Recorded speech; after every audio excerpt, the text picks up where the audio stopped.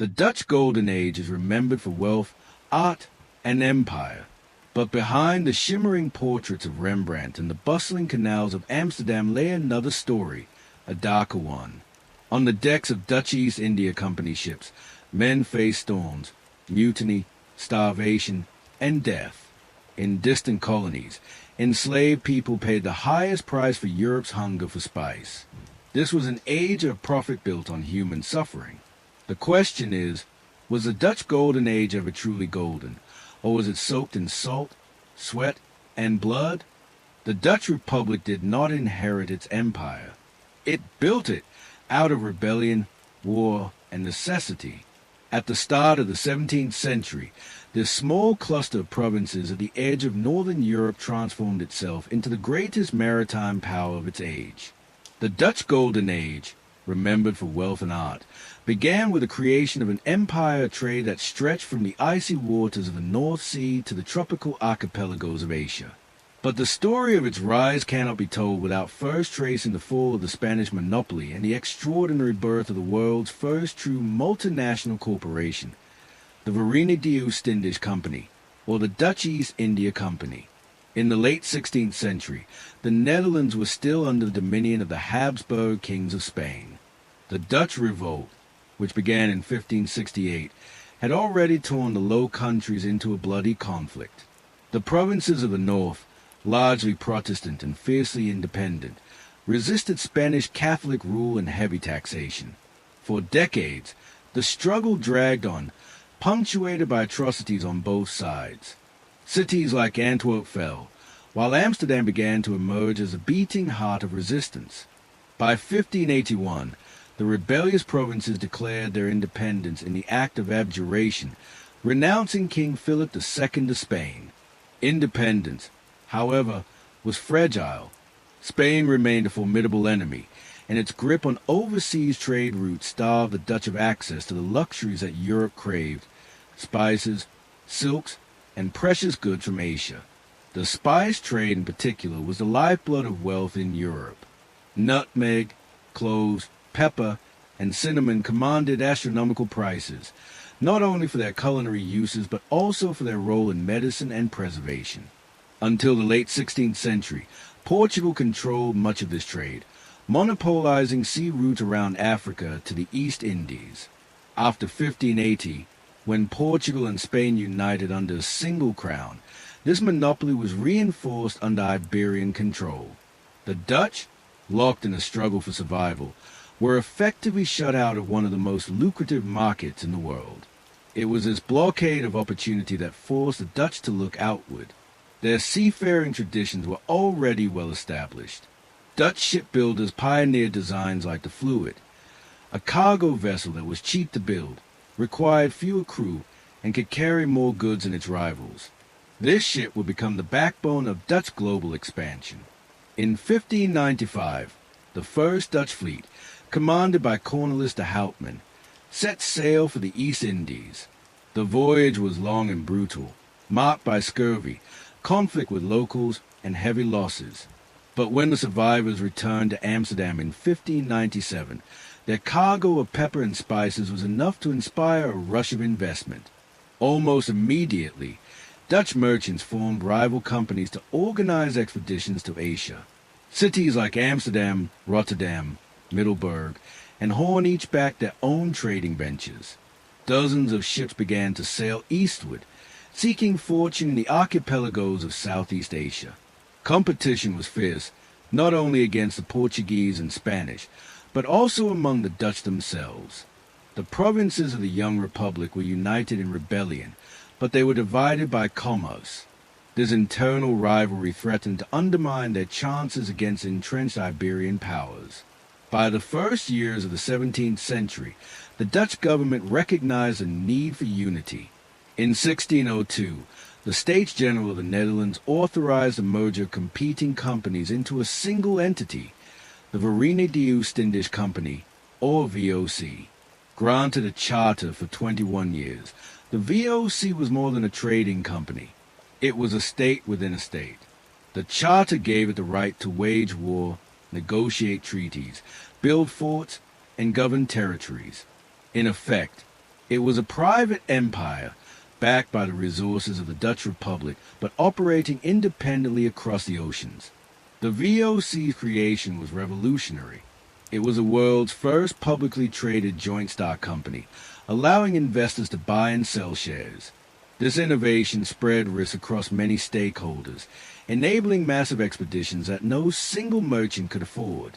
The Amsterdam Stock Exchange, founded in the same year, became the hub of global finance. The birth of the VOC marked the dawn of corporate globalization. From its headquarters in Amsterdam, the VOC dispatched fleets across the globe. Its initial goal was to break the Portuguese monopoly and seize control of the spice trade. Early expeditions established footholds in Java, Sumatra, and the Moluccas, the legendary Spice Islands. By force of arms and diplomacy, the company carved out a network of bases. In 1619, under the leadership of Jan Pieterszoon Cohen, the VOC seized the town of Jakarta on the island of Java and built Batavia on its ruins. Batavia, today Jakarta, became the capital of the company's Asian operations, a hub of trade, administration, and colonial power. The rise of the VOC also reflected the unique structure of the Dutch Republic. Unlike the centralized monarchies of Spain, France, or England, the Republic was a federation of provinces with a tradition of urban autonomy and merchant dominance. The States General, composed of representatives from provinces, acted as a balancing authority, but commerce was at the heart of the Republic's identity. The VOC embodied this spirit, a company born not of royal decree, but of merchant initiative and republican pragmatism. The company's ambitions quickly extended beyond spices. The VOC traded in textile from India, porcelain from China, and silver from Japan. It controlled shipping routes that stretched from the Cape of Good Hope to Nagasaki. Dutch fleets dominated the waters of the Indian Ocean, gradually forcing the Portuguese from their strongholds. In Asia, the company engaged with powerful local rulers, forging alliances when possible and using force when necessary. But the rise of the VOC was not merely a triumph of commerce and innovation. It was built on violence, coercion, and exploitation. To secure monopolies on spices, the company employed brutal tactics. The Banda Islands, source of nutmeg, became a case study in this darker side. In 1621, VOC forces under Cohen massacred or expelled much of the indigenous population, replacing them with enslaved labor brought from elsewhere. The pursuit of profit left devastation in its wake. Back in Europe, however, the VOC's success fueled a golden age. Amsterdam blossomed into the world's foremost trading hub. The city's warehouses overflowed with exotic goods. Merchants financed fleets, artists painted their portraits, and philosophers wrote of Dutch liberty and prosperity. The Republic's enemies marveled at how a small nation, born in rebellion, had built a global empire that challenged Iberian supremacy. Yet for the sailors who crewed the company's ships, the story was far less golden. Voyages to the East Indies could last 2 years. Mortality rates were staggering. Disease, malnutrition, and shipwreck claimed countless lives. Many who embarked never returned. Those who did were often broken in health, though a lucky few returned with wealth enough to change their lives. The VOC offered opportunity, but at a terrible cost. The company's influence extended beyond commerce. Its revenues funded the Dutch war effort against Spain, sustaining the Republic's independence during the 80 Years' War. It also projected Dutch power into every corner of the globe, laying the groundwork for centuries of colonial dominance. The creation of the VOC was not just the birth of a company, it was the birth of a new way of organizing empire. By the mid-17th century, the Dutch Republic had supplanted Portugal as a primary European power in Asia. The VOC controlled spice production, dominated trade routes, and enforced it with fleets and fortresses. Its rise marked the beginning of the Dutch Golden Age, a period when this small republic stood at the center of the world. But behind the wealth and innovation lay a foundation of violence, exploitation, and human suffering, a duality that would define the company's history for nearly 2 centuries. The birth of the VOC was the birth of an empire not ruled by kings but by merchants, shareholders, and directors sitting in Amsterdam. It was a moment when commerce became conquest, when trade became empire, and when the global age of corporations began. In the 17th century, few things on earth were as coveted as spices. Nutmeg, cloves, cinnamon, and pepper, simple products of distant trees and vines, were worth their weight in gold in European markets. To the Dutch, these goods represented far more than flavor. They were the keys to power, wealth, and survival. The struggle for spices became the driving force behind the voyages of the Dutch East India Company, shaping not only commerce but also the brutal realities of empire. Long before the Dutch arrived, the allure of spices had drawn Europeans toward Asia.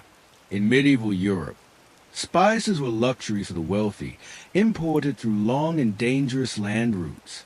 They were prized not only for taste but also for their supposed medicinal properties.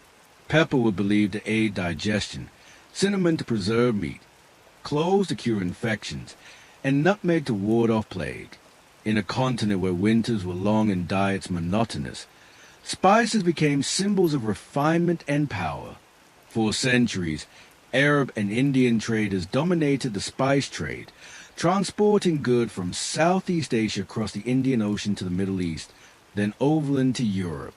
Italian merchants, especially in Venice and Genoa, controlled the final link of the chain, selling spices at staggering prices to European courts and cities. By the late 15th century, however, this system began to change. The Portuguese, driven by their maritime explorations, rounded the Cape of Good Hope in 1498 under Vasco da Gama. Within decades, they had established forts along the Indian Ocean, from Goa to Malacca, and claimed direct access to the Spice Islands. By controlling these routes, Portugal held an effective monopoly on spices in Europe. The union of Portugal and Spain in 1580 placed this monopoly under Iberian control. For the Dutch Republic, locked in revolt against Spain, access to spices became both an economic necessity and a political weapon. The Iberian blockade forced Dutch merchants to develop their own routes to Asia. The core of the Spice Islands was not simply commercial, it was existential. Without breaking the Portuguese grip, the Dutch could never secure the wealth or independence they sought. The Spice Islands themselves were remote and scattered across the Moluccas in eastern Indonesia. Tiny volcanic islands like Banda and Ternate held a global monopoly on nutmeg and cloves. These islands, lush with fertile soil, were home to communities who had cultivated and traded spices for centuries. For them, spices were a way of life. For Europeans, they were the most lucrative commodities in the world. Whoever controlled abandoned nutmeg groves or the clove forests of Ternate could dictate terms to Europe. The first Dutch expeditions to the Spice Islands were perilous. Cornelis de Houtman's voyage of 1595 to 97 opened the door, but at enormous cost. Disease ravaged the crews, and conflict with local rulers left scars. Yet the profits on return proved irresistible. Soon fleets from Amsterdam, Zeeland, and other provinces crowded the seas, each seeking a share of the prize. These expeditions competed fiercely, often undermining one another, until the formation of the VOC in 1602 brought unity. With pooled resources and official sanction, the VOC launched a systematic campaign to seize control of the spice trade. The company's strategy combined trade with force. Where persuasion and treaties failed, cannon spoke. Dutch fleets blockaded ports, captured ships, and assaulted Portuguese strongholds. By the early 17th century, they had expelled Portuguese garrisons from parts of the Moluccas and established alliances with local rulers hostile to Iberian power. But alliances often gave way to coercion.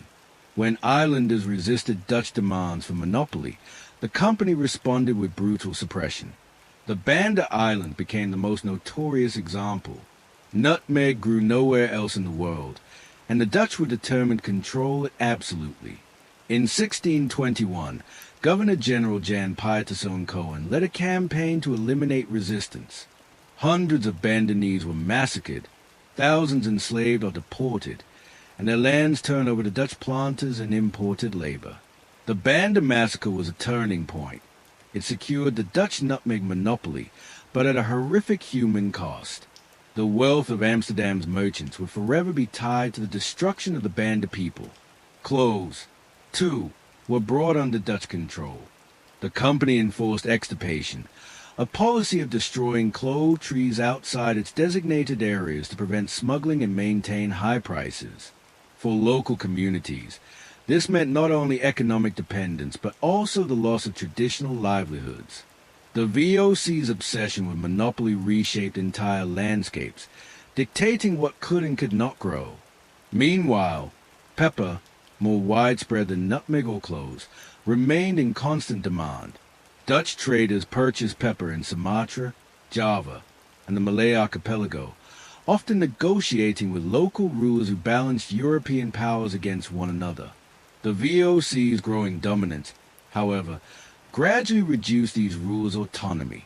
Fortresses, garrisons, and fleets ensured that resistance was met with force. The profit from spices was staggering. A cargo of nutmeg or cloves could return profits of several 100%. Investors in the VOC reaped dividends that made Amsterdam the financial capital of Europe. Wealth flowed into Dutch cities, funding canals, palaces, and masterpieces of art. Yet behind the prosperity lay the suffering of sailors, soldiers, and colonized peoples who bore the cost of transporting and producing these luxuries. For sailors, the voyage to the Spice Islands was a trial by endurance. The journey from the Netherlands to Asia could last over a year, with stopovers at the Cape of Good Hope and sometimes Ceylon. Scurvy killed thousands, as fresh food was scarce on long stretches at sea. Dysentery, fevers, and shipwrecks claimed even more. For many, the promise of spices was a distant dream they would never live to see. Mortality rates on VOC voyages could exceed 30%. For enslaved, laborious, and colonized populations, the burden was even greater. To maintain spice monopolies, the VOC relied heavily on enslaved workers, brought from across Asia and Africa. In Batavia, enslaved people formed the backbone of the city's economy, working in households, construction, and plantations. The global trade in spices was inseparable from the trade in human beings. Yet in Europe, the human cost was often invisible. In Amsterdam, spices filled warehouses and markets, celebrated as symbols of Dutch ingenuity and enterprise. Nutmeg grated into sauces, pepper sprinkled over meat, cloves steeped in wine, all testified to the reach of Dutch ships and the wealth of their merchants. Few pause to consider the violence in Banda or the deaths on the high seas. The core of the Spice Islands transformed the Netherlands into a world power. It drove innovation in shipbuilding, finance, and warfare. It bound together the fates of sailors, investors, and distant islanders in a web of commerce and cohesion. Above all, it set the tone for the VOC's empire, profit above all, enforced by monopoly and violence. By the mid-17th century, the Dutch had secured dominance over much of the spice trade. Portuguese power had collapsed, English competition lingered but faltered, and the VOC reigned supreme. The spices that had once trickled into Europe through Venetian merchants now poured through Amsterdam, enriching its citizens and cementing the Dutch Golden Age.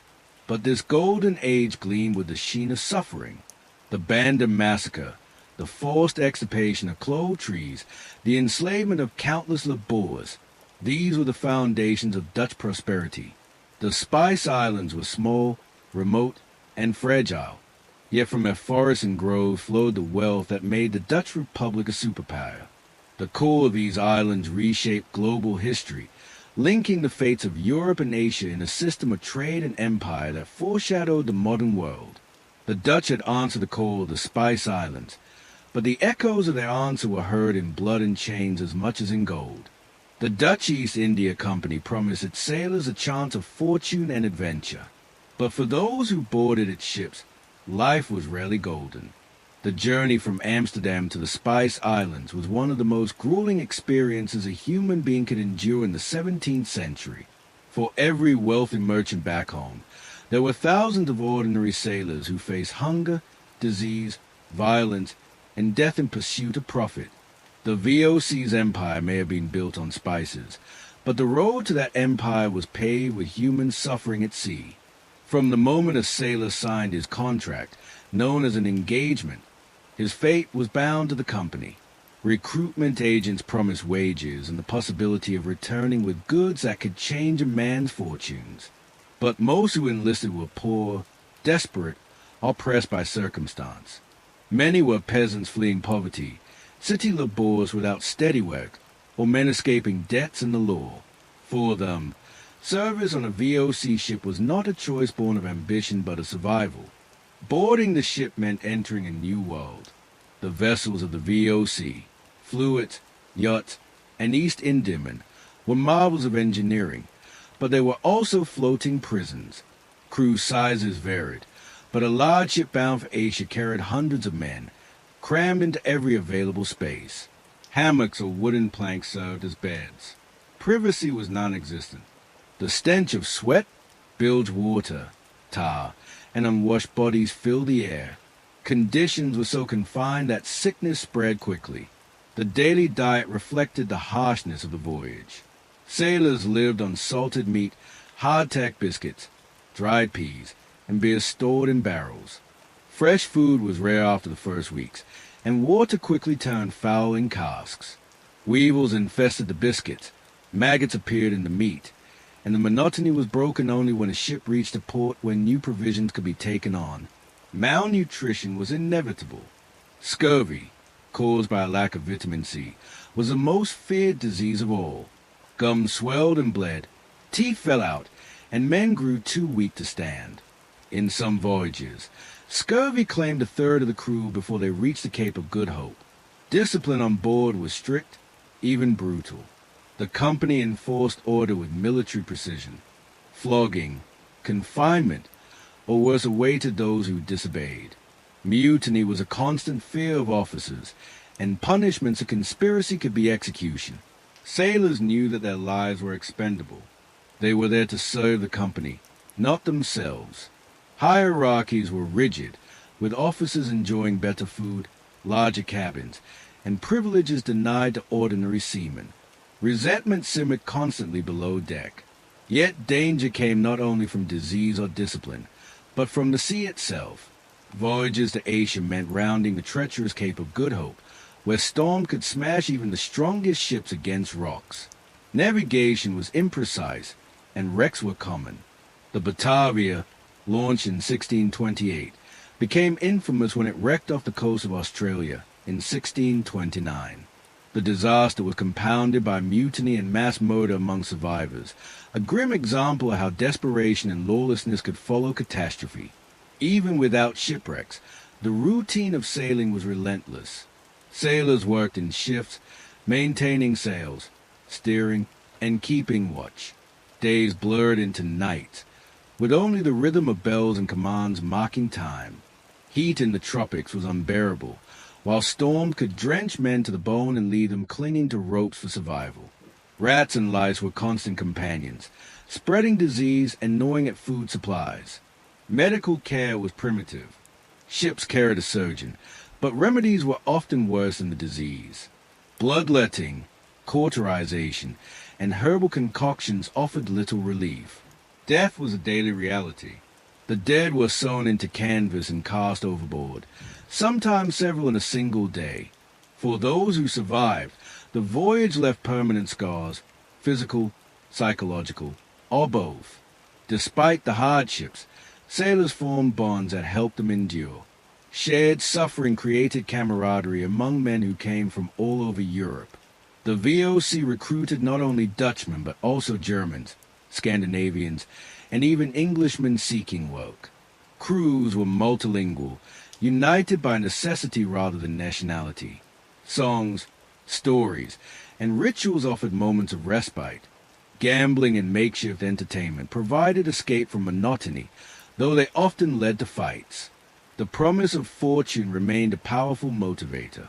Sailors were allowed to bring back small amounts of private trade goods, pepper, textiles, or other items that could be sold at a profit.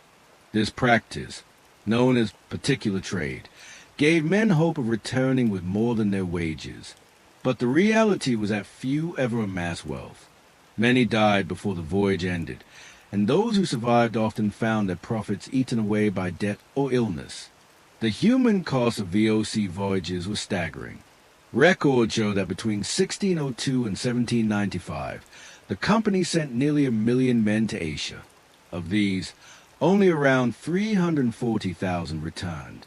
Disease, storms, shipwrecks, and violence claimed the rest. In some decades, mortality rates reached 50%. For the company, this loss of life was acceptable. Men were replaceable. Profits were not. For the sailors, it was a gamble with terrible odds. Yet without these men, the Dutch Empire could not have existed. Every sack of nutmeg, every chest of clothes, every porcelain bowl in an Amsterdam merchant's home came at the cost of sailors who endured unimaginable hardship. Their suffering rarely appeared in the portraits and paintings of the Golden Age. While Rembrandt captured the faces of wealthy burghers, the faces of the men who made their wealth possible remained in shadow. Life on a VOC ship was a paradox. It was a place of extraordinary human endurance and resilience, where men crossed oceans in fragile vessels and survived against the odds. But it was also a place of exploitation, where individuals were ground down in service of a corporation's relentless pursuit of profit. The ships that carried Dutch power to Asia were not just machines of commerce. They were crucibles of human suffering. The story of these sailors reminds us that empire was not only built in boardrooms and battlefields, but in the cramped, stinking holds of ships where ordinary men bore the weight of extraordinary ambition. Their lives, and often their deaths, were the true cost of the Dutch Golden Age at sea. The sea was both the lifeline and the executioner of the Dutch East India Company. It carried ships filled with spices, silks, and porcelain back to Amsterdam, enriching the Republic beyond imagination. But it also consumed countless lives in storms, wrecks, and disasters that turned voyages into nightmares. For every fleet that returned laden with profit, there were others broken on reefs, dashed against rocky shores, or swallowed whole by typhoons. To be a sailor for the VOC was to live with the knowledge that the ocean itself was your greatest enemy. The route from the Netherlands to Asia was among the most perilous in the world. Ships left Texel or Amsterdam, sailing through the stormy North Sea and across the Atlantic before rounding the Cape of Good Hope. The Cape was infamous for sudden gales, colossal waves, and currents that could drive even the largest East Indiaman onto the rocks. From there, the crossing of the Indian Ocean posed its own challenges. The safe west monsoon carried ships eastward, but if timing was off, vessels could be trapped in dead calms or battered by cyclones. Reaching Java or the Moluccas did not end the danger. Reefs, uncharted shoals, and sudden squalls made landfall treacherous. Storms were constant threats. In the age of sail, weather dictated survival. A sudden gale could shred sails, snap masts, and hurl men overboard. Lightning strikes set rigging aflame, while massive waves swamped decks. Accounts from VOC sailors describe nights where the sea itself seemed determined to devour the ship, with water pouring through hatches and pumps working without pause. Men clung to ropes, soaked and exhausted, praying that the vessel's timbers would hold. Often they did not. Shipwrecks were frequent, and some became legendary. The most infamous of all was the Batavia, launched in 1628. The Batavia was one of the VOC's proudest ships, built in Amsterdam and sent on her maiden voyage to Java. Commanded by Francisco Pelsate, she carried not only cargo but also soldiers, sailors, and passengers, including women and children. But in June 1629, disaster struck. The Batavia ran aground on the Abrolhos Islands, off the coast of Western Australia. What followed was one of the most harrowing episodes in maritime history. With the ship broken and survivors stranded on barren islands, mutiny erupted. Geronimus Cornelis, one of the officers, seized control and launched a reign of terror. Over the following weeks, more than 100 men, women, and children were murdered as colonialists sought to consolidate power and plan the capture of any rescue ship. Survivors who resisted fled to nearby islands, arming themselves with makeshift weapons. When Pelsate returned with help, a bloody battle broke out between loyalists and mutineers. Cornwallis was captured and executed, but the massacre left deep scars. The Batavia disaster exposed not only the dangers of shipwreck, but also the fragility of order when survival was at stake. The Batavia was not alone. VOC records list dozens of wrecks over the company's history. The Vergoldreck Gilt Dragon struck reefs off Australia in 1656, leaving survivors who attempted to walk north in search of rescue. The Zeewick was wrecked in 1727, with survivors building a small boat from wreckage to reach Batavia. The Amsterdam, built in 1749, sank on her maiden voyage near Hastings, England, where remains can still be seen today. Each wreck told the same story: vast investment loss, lives extinguished, and the sea claiming its toll. Navigation was the greatest challenge. Without accurate longitude measurements, captains relied on dead reckoning and crude instruments. Misjudging currents or failing to account for storms could put a ship hundreds of miles off course. Australia's western coast, uncharted and hazardous, became the graveyard of several VOC ships. Sailors feared the reefs more than storms, for once a ship struck, there was little hope of escape. Survivors faced thirst, hunger, and isolation on barren shores, thousands of miles from rescue. For those caught in storms, survival depended on discipline and luck. Crews worked furiously to reef sails, pump water, and lash down cargo. Cannons and barrels broke loose, crushing men as the ship pitched violently. Below decks, water flooded the holds, soaking food stores and spreading panic. Men prayed, cursed, or resigned themselves to death. In some cases, captains ordered ships scuttle rather than let them drift helplessly. The loss of ships was not only human tragedy, but also economic disaster. Each East Indiaman represented an enormous investment, built to carry cargoes worth fortunes. The VOC meticulously recorded losses, and while the company could absorb them, individual investors sometimes faced ruin. Insurance developed in part to cover such risks, but no financial mechanism could replace the lives of sailors and passengers. Storms and shipwrecks also revealed the psychological strain of long voyages. Sailors lived with constant awareness that the sea could take them at any moment. Anxiety built with every dark cloud or shifting wind. Superstitions thrived. Sailors feared women on board as bad luck, believed in omens from birds or fish, and blamed disasters on curses or mutiny. The unpredictability of the sea fostered a culture where faith, luck, and discipline were all that stood between survival and oblivion. Despite these dangers, the VOC continued to send fleets year after year. The profit from spices outweighed the risks. Amsterdam's warehouses brimmed with goods, while thousands of men lay at the bottom of the sea. The company calculated loss as part of the cost of doing business. But for the sailors, soldiers, and passengers who lived through storms or shipwrecks, the trauma lingered. Survivors spoke of nights filled with screams, the sound of timbers breaking, and the desperate struggle to cling to wreckage. The ocean shaped the identity of the VOC. Its ships were symbols of power, but also of fragility. Every voyage was a gamble, balancing fortune against disaster. The wrecks at the coast of Australia, South Africa, and Indonesia stand as reminders that empire at sea was never secure. The sea was as much a conqueror as any army. The Dutch Golden Age is often remembered for its wealth, its art, and its empire. But beneath the portraits of wealthy merchants and the grandeur of Amsterdam's canals lay the reality that every fortune carried the risk of loss at sea. The storms and shipwrecks of the VOC were not accidents of history. They were integral to the story of empire. Without them, the true cost of Dutch dominance on the oceans cannot be understood. The Dutch East India Company was not only a merchant enterprise. It was an army, a navy, and a government rolled into one. Its directors, known as the Heeren 17, sat in Amsterdam and dreamed of profits. But on the other side of the world, their vision required gunpowder, steel, and soldiers. The VOC was born to trade, but to protect its monopolies, it became one of the most powerful military forces of the 17th century. When the States General of the Netherlands granted the VOC its charter in 1602, it gave the company extraordinary powers. It could negotiate treaties, mint coins, build fortresses, and most importantly, wage war.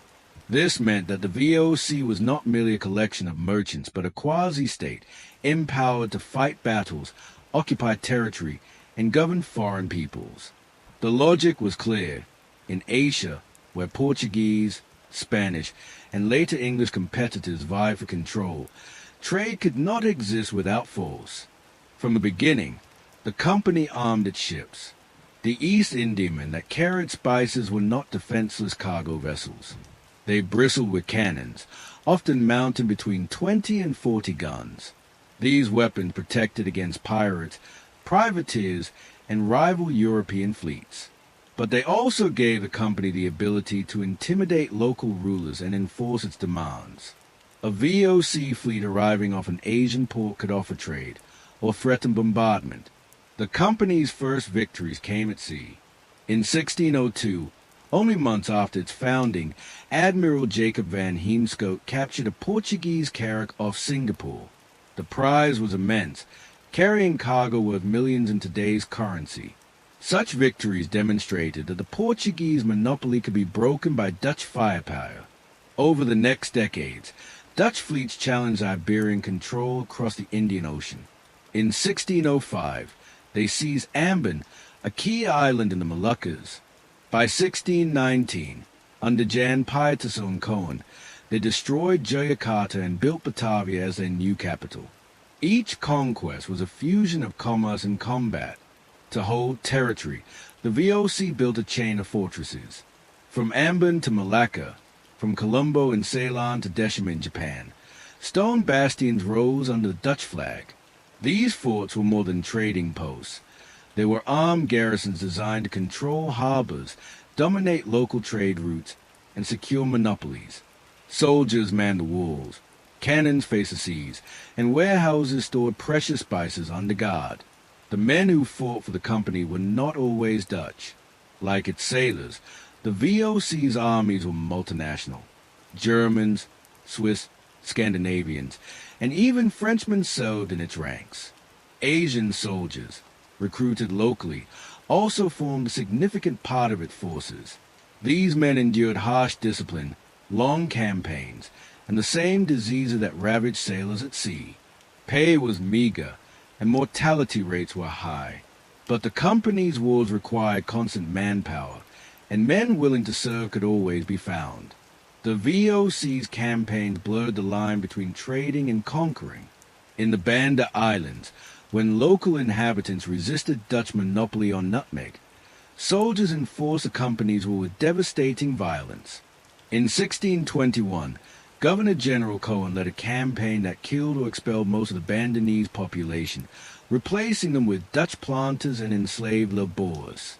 What were presented in Amsterdam as a commercial necessity was in reality a brutal act of colonial war. Elsewhere, the company fought major battles with European rivals. The Battle of Sworley in 1612 marked the decline of Portuguese influence in India, though the English East India Company claimed the victory. The Dutch, however, secured dominance in the East Indies, driving the Portuguese from Malacca in 1641 and challenging them in Ceylon. The Anglo-Dutch Wars of the mid-17th century brought conflict closer to home, with Dutch and English fleets clashing across the world. In Asia, the VOC defended its monopoly through sieges, naval battles, and blockades. The militarization of commerce extended even into diplomacy. When negotiating with Asian rulers, Dutch envoys often arrived with fleets and soldiers at their backs. Treaties were signed under the shadow of cannon. In some cases, such as with the Tokugawa shogunate in Japan, the VOC adapted to local demands, restricting its presence to the artificial island of Deshima. But in most of Southeast Asia, trade agreements were enforced by military superiority rather than mutual trust.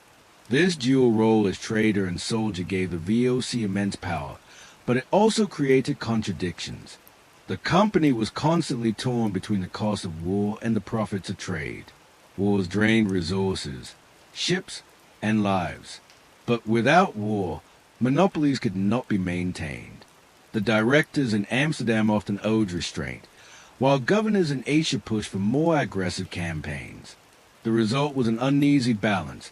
Commerce funded armies, and armies sustained commerce. The scale of VOC military power was extraordinary for a private company. By the mid-17th century, it employed tens of thousands of soldiers and sailors. Its fleet rivaled those of European states. In many parts of Asia, the VOC acted as a face of Dutch power, its forts more imposing than the distant republic itself. In practice, it was an empire in all but name. The transformation of trade into conquest had profound consequences. Local populations who once welcomed Europeans as trading partners found themselves under foreign domination. In places like Banda, Amsterdam, and Batavia, traditional systems of power were overturned by Dutch military force. Slavery expanded as a company needed labor to replace those it had displaced or killed. Entire communities were reshaped or destroyed in the pursuit of profit. For the Dutch back home, the VOC's military victories were celebrated as triumphs of ingenuity and courage. Paintings, maps, and prints depicted sieges and naval battles as heroic feats. Merchants grew rich on the flow of spices secured by soldiers' bayonets. Yet the human cost was often invisible to those who benefited. The violence that sustained the Dutch Golden Age was waged thousands of miles away, out of sight of the canals of Amsterdam. The company's identity as both merchant and conqueror set a precedent for future empires. It was a corporation that ruled, fought, and killed in the name of profit. Its soldiers were not merely defending a nation, they were defending dividends.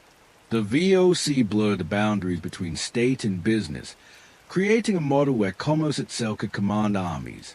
By the late 17th century, the Dutch East India Company stood at the height of its power. Its fleets controlled the sea lanes of Asia, its forts dominated harbors, and its armies enforced its will. But this power came at a cost. Maintaining soldiers, fortresses, and wars drained resources and stretched the company thin. The logic of empire, profit sustained by force, would eventually contribute to its decline. The story of the VOC as soldiers of commerce reveals the darker side of the Dutch Golden Age. Beneath the wealth and trade lay an empire built on violence, enforced by men who fought not for kings, but for company. They were soldiers of commerce, waging war in the name of profit, and their legacy reminds us that empire and exploitation were inseparable. Behind every sack of nutmeg, every chest of clothes, every porcelain dish brought back to Amsterdam, there was another story, one of enslavement, coercion, and human suffering. The Dutch East India Company, celebrated in Europe as the engine of wealth and innovation, relied not only on trade and military force, but also on the systematic exploitation of enslaved labor. The glittering profits of the Dutch Golden Age were inseparable from the bondage of men, women, and children whose lives were consumed to satisfy Europe's appetite for spice. The VOC did not invent slavery. By the 17th century, slavery was a global system, deeply entrenched across Africa, Asia, and the Americas. The Portuguese and Spanish empires had already built transatlantic networks that carried millions of Africans to plantations in the New World. The Dutch, rising as a maritime power, entered this world willingly. For the VOC, slavery was not incidental, it was structural. Without enslaved labor, the monopolies that enriched Amsterdam would have been impossible. From its earliest days, the VOC used enslaved people in its Asian empire. Batavia, founded in 1619 on the ruins of Jakarta, became both the headquarters of Dutch operations and one of the largest slave markets in Asia. The city was designed as a fortress of commerce, but its growth depended on a steady influx of forced labor. By the mid-17th century, enslaved people outnumbered free inhabitants in Batavia. They worked in households, fields, construction, and warehouses. They carried goods through the city's canals, built fortifications, and served as domestic servants for Dutch families. Without them, Batavia could not function. The sources of this enslaved population were diverse. The VOC drew captive from across the Indian Ocean world, men and women from India, Ceylon, Bali, the Moluccas, and even Africa. Wars, raids, and local slave markets supplied the company with human beings. Sometimes the VOC purchased captives from Asian intermediaries. At other times, it seized them directly during military campaigns. The Banda Massacre of 1621, when the Dutch expelled and killed much of the native population, is a striking example. Survivors were enslaved, and their lands were repopulated with imported labor. Nutmeg plantations, vital to Dutch monopoly, became sites of forced labor camps. In the Banda Islands and elsewhere, the VOC's obsession with monopoly required more than control of territory. It required the control of labor. To ensure nutmeg and cloves flowed exclusively into Dutch warehouses, the company established plantations worked by enslaved men and women. These plantations were policed with violence. Punishments for resistance were brutal: whippings, mutilations, and executions. Families were torn apart, and generations grew up under bondage, producing wealth that would never be their own. The system extended beyond the islands. Enslaved people were transported across the empire. A captive from Bali could be sold in Batavia, shipped to Ceylon, or sent to the Cape of Good Hope. The VOC shipping routes carried not only spices and goods, but also human beings, bought and sold as commodities. These people were invisible in the financial ledgers of Amsterdam, reduced in numbers and values, yet their labor was essential to the fortunes celebrated by Dutch merchants and shareholders. At the Cape of Good Hope, founded in 1652 as a refreshment station, the VOC imported enslaved people to build and sustain the colony. Captives were brought from Madagascar, India, and Southeast Asia to work on farms, in kitchens, and on construction projects. This was the beginning of a slave society in South Africa, one that would endure long after the VOC itself disappeared. For the indigenous Khoikhoi, Dutch expansion also meant dispossession and forced labor. The Cape illustrates how the VOC exported its reliance on slavery to every corner of its empire. For the enslaved, life was harsh and precarious. Mortality rates were high, as disease, overwork, and malnutrition took their toll. Women were especially vulnerable, subjected to sexual exploitation in Dutch households and settlements. Children were born into slavery, their fates predetermined by a system that saw them as property. Acts of resistance, escape, rebellion, or subtle defiance were met with swift and often brutal punishment. Yet resistance persisted, a testament to human resilience in the face of oppression. Slavery was not hidden from Dutch society. News of rebellions, executions, or shortages of enslaved labor reached the Netherlands through company reports. Amsterdam merchants knew the reality, but they did not question it. In fact, many participated directly in the slave economy. VOC shareholders invested not only in spices, but also in the labor systems that produced them. Wealthy families employed enslaved servants in their own households, importing them from Batavia or the Cape. The reality of slavery was not distant. It was woven into the fabric of Dutch life. The paradox of the Dutch Golden Age becomes clear in this context. The Republic celebrated itself as a beacon of liberty, a nation born in revolt against tyranny. Dutch thinkers praised freedom of conscience and the rights of citizens. Yet that freedom was built on the unfreedom of countless others. The liberty of Amsterdam's burghers was financed by the bondage of Asian and African captives. This contradiction was not accidental. It was a foundation of the system. The company's reliance on slavery also reveals a global interconnectedness of the 17th century world. The VOC operated alongside the Dutch West India Company, which trafficked enslaved Africans across the Atlantic. Together, they formed two halves of a system: spices, sugar, and slaves flowed through Dutch networks, enriching investors and fueling the Republic's rise. The VOC may not have carried enslaved Africans in the same numbers as its Atlantic counterpart, but it was deeply enmeshed in the slave trade of Asia. Even as slavery sustained the VOC's empire, it also exposed its fragility. Plantation economies required constant enforcement, and enslaved populations resisted whenever possible. Revolts in Batavia, Banda, and Ceylon revealed the ever-present threat of rebellion. Maintaining control consumed resources, soldiers, and administrative energy. Over time, the very system that enriched the company also weakened it, sowing instability across its territories. In the Netherlands, the voices of criticism were rare. Only in later centuries would Dutch society begin to reckon with the human cost of its empire. In the 17th century, prophets silenced conscience. Paintings depicted exotic goods, not the enslaved laborers who produced them. Poems celebrated the wealth of merchants, not the pain of captives. The myth of a golden age endured because the suffering was hidden from view. By the 18th century, the VOC's dependence on slavery was undeniable. Enslaved people made up vast portions of the population in its colonies. Batavia remained one of the largest slave cities in Asia, while the Cape grew into a full slave society. Even as the company faced decline, its reliance on forced labor persisted.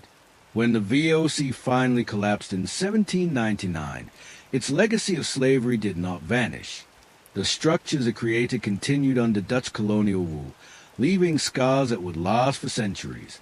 In the early 17th century, the Banda Islands were among the most valuable pieces of land on Earth. Barely specks in the vast Indonesian archipelago, they were the world's only source of nutmeg, a spice so prized in Europe that it was worth more than gold. Control of Banda meant control of a fortune. For centuries, Bandanese traders had exchanged nutmeg with merchants from Asia and the Middle East, weaving their islands into a global network of trade. But when the Dutch East India Company set its eyes on the Banda Islands, the fragile balance of commerce gave way to a storm of conquest, betrayal, and bloodshed. The VOC had been founded in 1602 with the explicit aim of breaking the Portuguese and Spanish monopoly on the spice trade. From the beginning, its directors insisted on monopolies. It was not enough to trade. They demanded exclusive control. The Banda Islands, with their nutmeg groves, became a target almost immediately. For the Bandanese, this was a nightmare. Their wealth depended on selling nutmeg to multiple partners, Portuguese, English, and Asian traders alike. A Dutch monopoly threatened not only their prosperity, but also their independence. The first Dutch fleet arrived in Banda in 1609 under Admiral Peter Willems Verhoef. Relations quickly soured.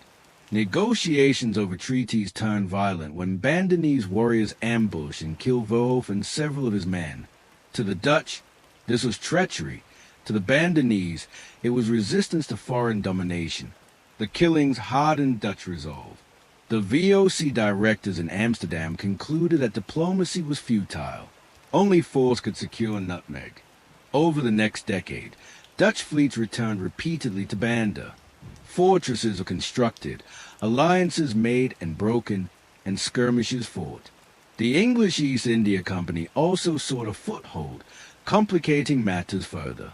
For the Bandanese, caught between rival European powers, survival became increasingly difficult. They attempted to play one against the other, but the Dutch were relentless. By 1620, the VOC had decided on a final solution to the Banda problem. In 1621, Jan Pietersoen Cohen, the ruthless Governor-General of the VOC, led a massive expedition to the Banda Islands. Cohen was a man of vision and brutality. He believed the survival of the Dutch Empire depended on monopoly, and monopoly required a destruction of resistance. He gathered hundreds of soldiers, along with Japanese mercenaries hired by the company, and set sail for Banda. His orders were clear: crush opposition and secure nutmeg for the VOC at any cost. When Cohen's forces landed, the Bandanese were hopelessly outmatched. The Dutch had firearms, cannons, and disciplined troops, The Bandanese relied on traditional weapons and local knowledge of the islands. But courage was no match for firepower. Villages were burned, groves seized, and resistance broken. Captured Bandanese leaders were executed, often in public displays meant to terrify the population. Others were tortured for information. The violence was swift, calculated, and merciless. The most infamous moment came when Cohen summoned Bandanese nobles under pretense of negotiations. Instead, he accused them of conspiracy with the English. 4 chiefs and elders were executed, strangled or decapitated, before the eyes of their people. It was a demonstration of absolute power, intended to eliminate leadership and crush morale. The massacre spread fear across the islands. But Cohen did not stop there. Dutch soldiers, assisted by their Japanese mercenaries, hunted down entire villages. Men were killed, women and children enslaved or deported. Crops were destroyed to starve survivors into submission. By the end of the campaign, the population of Banda had been decimated.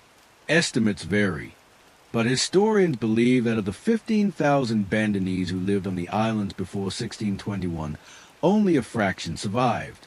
Many were killed outright. Others fled to neighboring islands, never to return.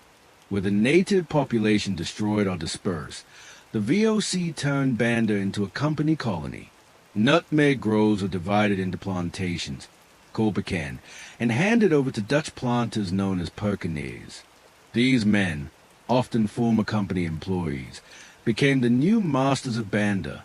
But plantations required labor, and with the Bandanese gone, the VOC imported enslaved workers from across Asia. Captives from India, Java, and beyond were shipped to Banda to cultivate nutmeg under brutal conditions. Overseers enforced discipline with violence, ensuring the flow of spice to Amsterdam. The Banda Massacre, as it became known, marked a turning point in Dutch colonial history. It was not only an act of conquest, but also an early example of systematic ethnic cleansing in the name of commerce. Cohen and the VOC justified their actions as economic necessity. Without monopoly, they argued, the company would collapse, and with the wealth of the Dutch Republic. In Amsterdam, shareholders rejoiced at the profit secured by bloodshed. But in Banda, the memory of massacre lingered for generations. News of the atrocity spread. The English condemned the Dutch, using the event as propaganda in their rivalry. But European outrage was limited, overshadowed by the profits flowing from nutmeg. In the Netherlands, Cohen was celebrated as a hero, a man who had secured the company's future. Only later generations would reckon with the brutality of his campaign. The consequences of 1621 were immense. With Banda under VOC control, the Dutch established a near-total monopoly on nutmeg. Prices soared, and Amsterdam became the spice capital of the world. The massacre also sent a message to other communities across the East Indies. Resistance to Dutch power would be met with annihilation. The Banda Islands, once a hub of trade and culture, became a plantation colony dependent on enslaved labor. Its people were gone, its autonomy destroyed. For the VOC, the Banda conquest symbolized a fusion of commerce and violence that defined its empire. The company was not merely a trader but a ruler, willing to commit mass killing to secure its interests. The massacre also revealed the fragility of local societies in the face of European firepower. Traditional networks of trade, diplomacy, and alliance could not withstand the ruthless logic of monopoly. Today, the Banda Massacre remains one of the darkest chapters in Dutch colonial history. It exposes the human cost behind the Dutch Golden Age, challenging the image of prosperity and tolerance often associated with the Republic. The wealth that funded canals, palaces, and masterpieces in Amsterdam was stained with the blood of the Bandanese. Their islands, once vibrant with life and trade, became silent landscapes of forced labor. The Banda Islands remind us that empire was not an abstract system of trade routes and profits. It was lived and suffered by real people. The massacre of 1621 was not inevitable. It was a result of deliberate choices by men like Jan Pieterszoon Cohen, who placed profit above humanity. In the glittering history of the Dutch Golden Age, Banda is a shadow that cannot be ignored. In the year 1619, the Dutch East India Company planted the flag of its empire on the ruins of a Javanese city. Jayakarta, once a bustling port on the north coast of Java, had been destroyed by fire and cannon. From its ashes, the Dutch built a new city, Batavia. It will become the beating heart of their Asian empire, a place where wealth and death lived side by side. Batavia was a city of contradictions, magnificent in ambition, brutal in reality, a hub of global commerce sustained by exploitation, slavery, and disease. Batavia's foundation was the work of Jan Pietersoen Cohen, the same Governor-General who had orchestrated the Banda massacre. Cohen envisioned Batavia not just as a trading post, but as a fortress of Dutch power in Asia. Located strategically on the Sunda Strait, the city sat astride the vital sea lanes between the Indian and Pacific Oceans. From here, the VOC could control the flow of spices, monitor rival powers, and dispatch fleets to every corner of Asia. Geography made Batavia a jewel. Violence made it Dutch. The design of Batavia reflected its dual purpose, commerce and control. Built on reclaimed marshland, the city followed the model of Amsterdam, with canals, gabled houses, and warehouses lining the water. Fortifications ringed the settlement, protecting it from Javanese counterattack and rival Europeans. At its center stood the castle, a massive stone fortress housing the Governor-General, the council, and the company's military might. Around it rose warehouses filled with nutmeg, cloves, pepper, and textiles, guarded day and night by soldiers. The city was meant to project order, wealth, and Dutch identity, even in the tropics. But beneath this facade, Batavia was anything but orderly. The marshy ground bred mosquitoes, and malaria became a constant killer. Cholera, dysentery, and smallpox stalked the streets. VOC records reveal staggering mortality rates. In some years, half of all newly arrived Europeans died within months. Batavia became known as the graveyard of Europeans. It was a place where ambition met its limits in the tropics, where the dream of empire was built on fragile human lives. Despite the dangers, Batavia grew into a cosmopolitan hub. Merchants and sailors from across the world crowded its streets. Chinese traders became essential to the city's economy, dominating retail, crafts, and agriculture. Javanese villages supplied food and labor. Enslaved people from Bali, India, and Africa toiled in households, plantations, and construction. Arabs, Persians, and other Asians added to the cultural mix. The Dutch were always a minority in their own capital, ruling through force, alliances, and manipulation of ethnic divisions. Slavery was a backbone of Batavia. By the mid-17th century, enslaved people outnumbered free residents. Captured in wars or purchased through networks stretching from Madagascar to Malacca, they became the invisible workforce of the city. They built the canals, carried goods, cooked meals, and raised children who were not their own. Mortality was high, and families were routinely torn apart by sale or deportation. For Dutch households, enslaved servants became a marker of status, while for the VOC, they were indispensable to maintaining control. Relations between communities were tense, often erupting into violence. The most infamous example was the Chinese massacre of 1740. By then, the Chinese community had grown large and influential, controlling much of the city's economy. Rising tensions over food shortages, economic regulation, and VOC paranoia sparked a brutal crackdown. Over the course of days, Dutch soldiers and militias slaughtered thousands of Chinese residents, men, women, and children, burning houses and looting businesses.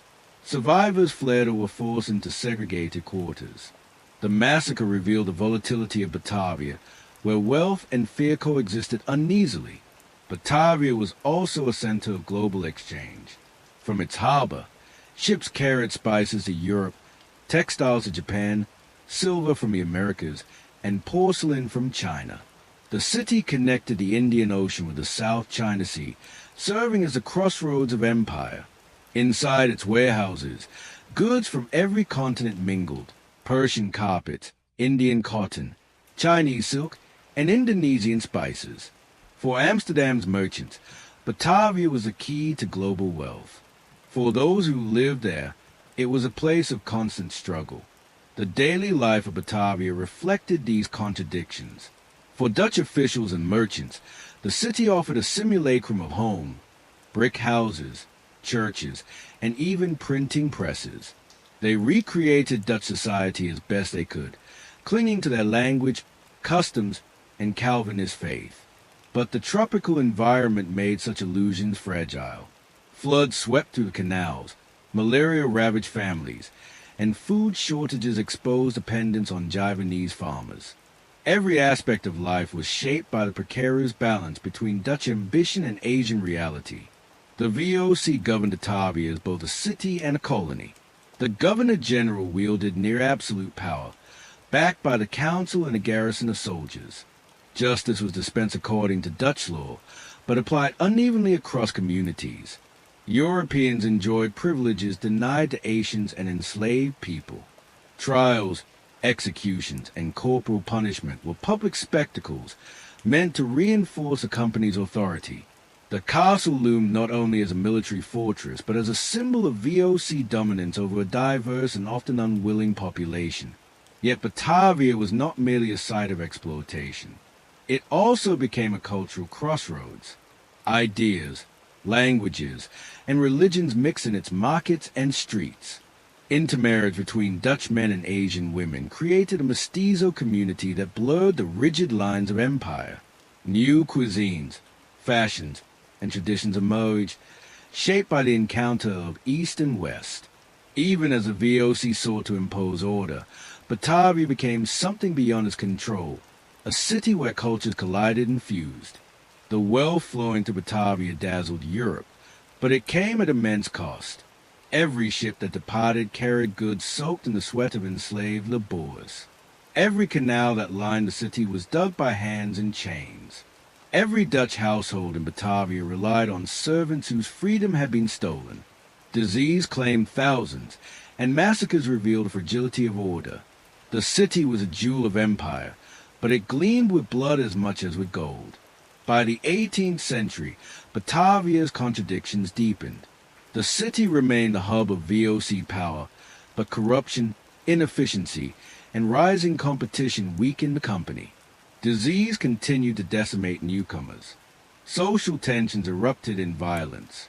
Yet the warehouses still filled with spices and goods, and the Republic's merchants still profited. Batavia embodied the paradox of the Dutch Golden Age, immense wealth produced by immense suffering. When the VOC finally collapsed in 1799, Batavia remained under Dutch control as part of a colonial state that replaced the company. Its legacy was enduring. The city had shaped global trade, determined the fate of entire regions, and left behind scars that lasted for centuries. Today, it is remembered as Jakarta, Indonesia's capital. But beneath the modern city lie the layers of Batavia, a reminder of an empire built on commerce, coercion, and conquest. The story of Batavia is the story of the VOC itself, ambitious, ruthless, and fragile. It was a city that stood at the crossroads of the world, where fortunes were made and lives were lost. For the Dutch, it symbolized power. For the people who lived and died there, it symbolized the cost of empire. Batavia was not merely a city of trade. It was a stage where the human cost of the Dutch Golden Age played out most vividly. For the Dutch East India Company, empire was carried on the backs of men who signed away years of their lives to the sea. Sailors, tens of thousands of them, formed the lifeblood of the VOC. Without them, no ship could sail, no cargo could reach Amsterdam, and no empire could exist. Yet for those who set foot on the decks of the company's Great East Indiaman, life was not a promise of fortune but a gamble with death.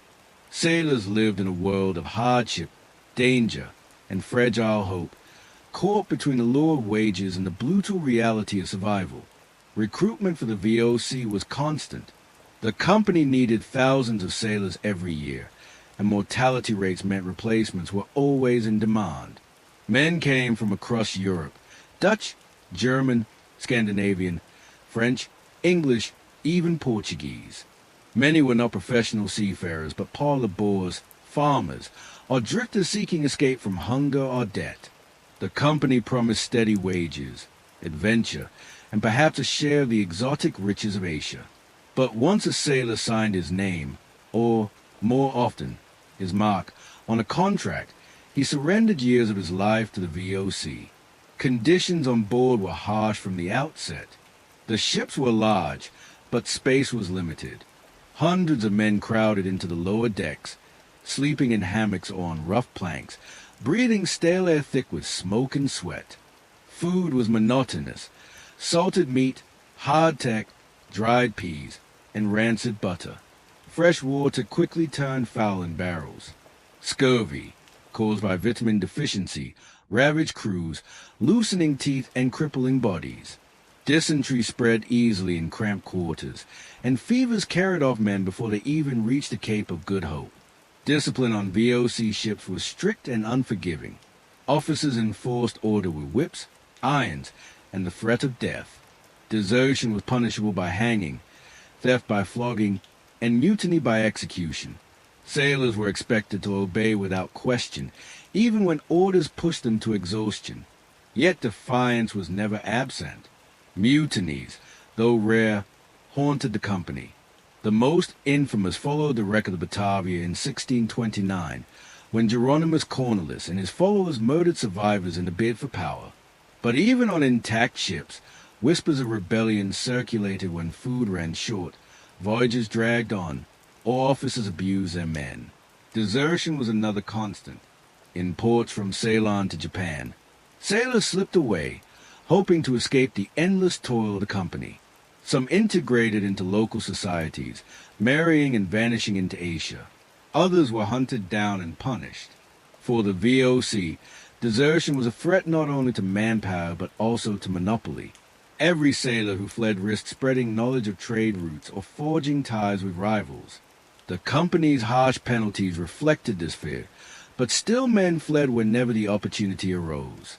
Punishments were designed to terrify as much as the discipline.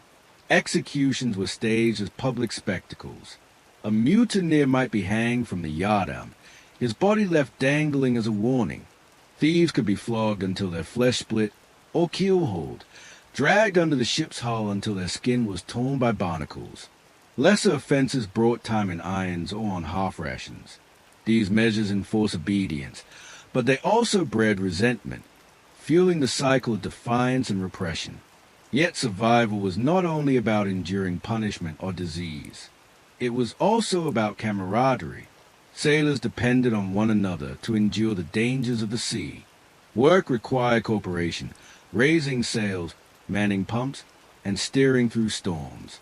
Bonds of brotherhood formed in the face of hardship. Songs, shared meals, and whispered stories helped sustain morale. For many, the only comfort was the solidarity of shipmates. But even this could fracture under strain. Hunger, thirst, or fear turned men against one another, especially when survival seemed uncertain. Hope was always the fragile thread that kept sailors going.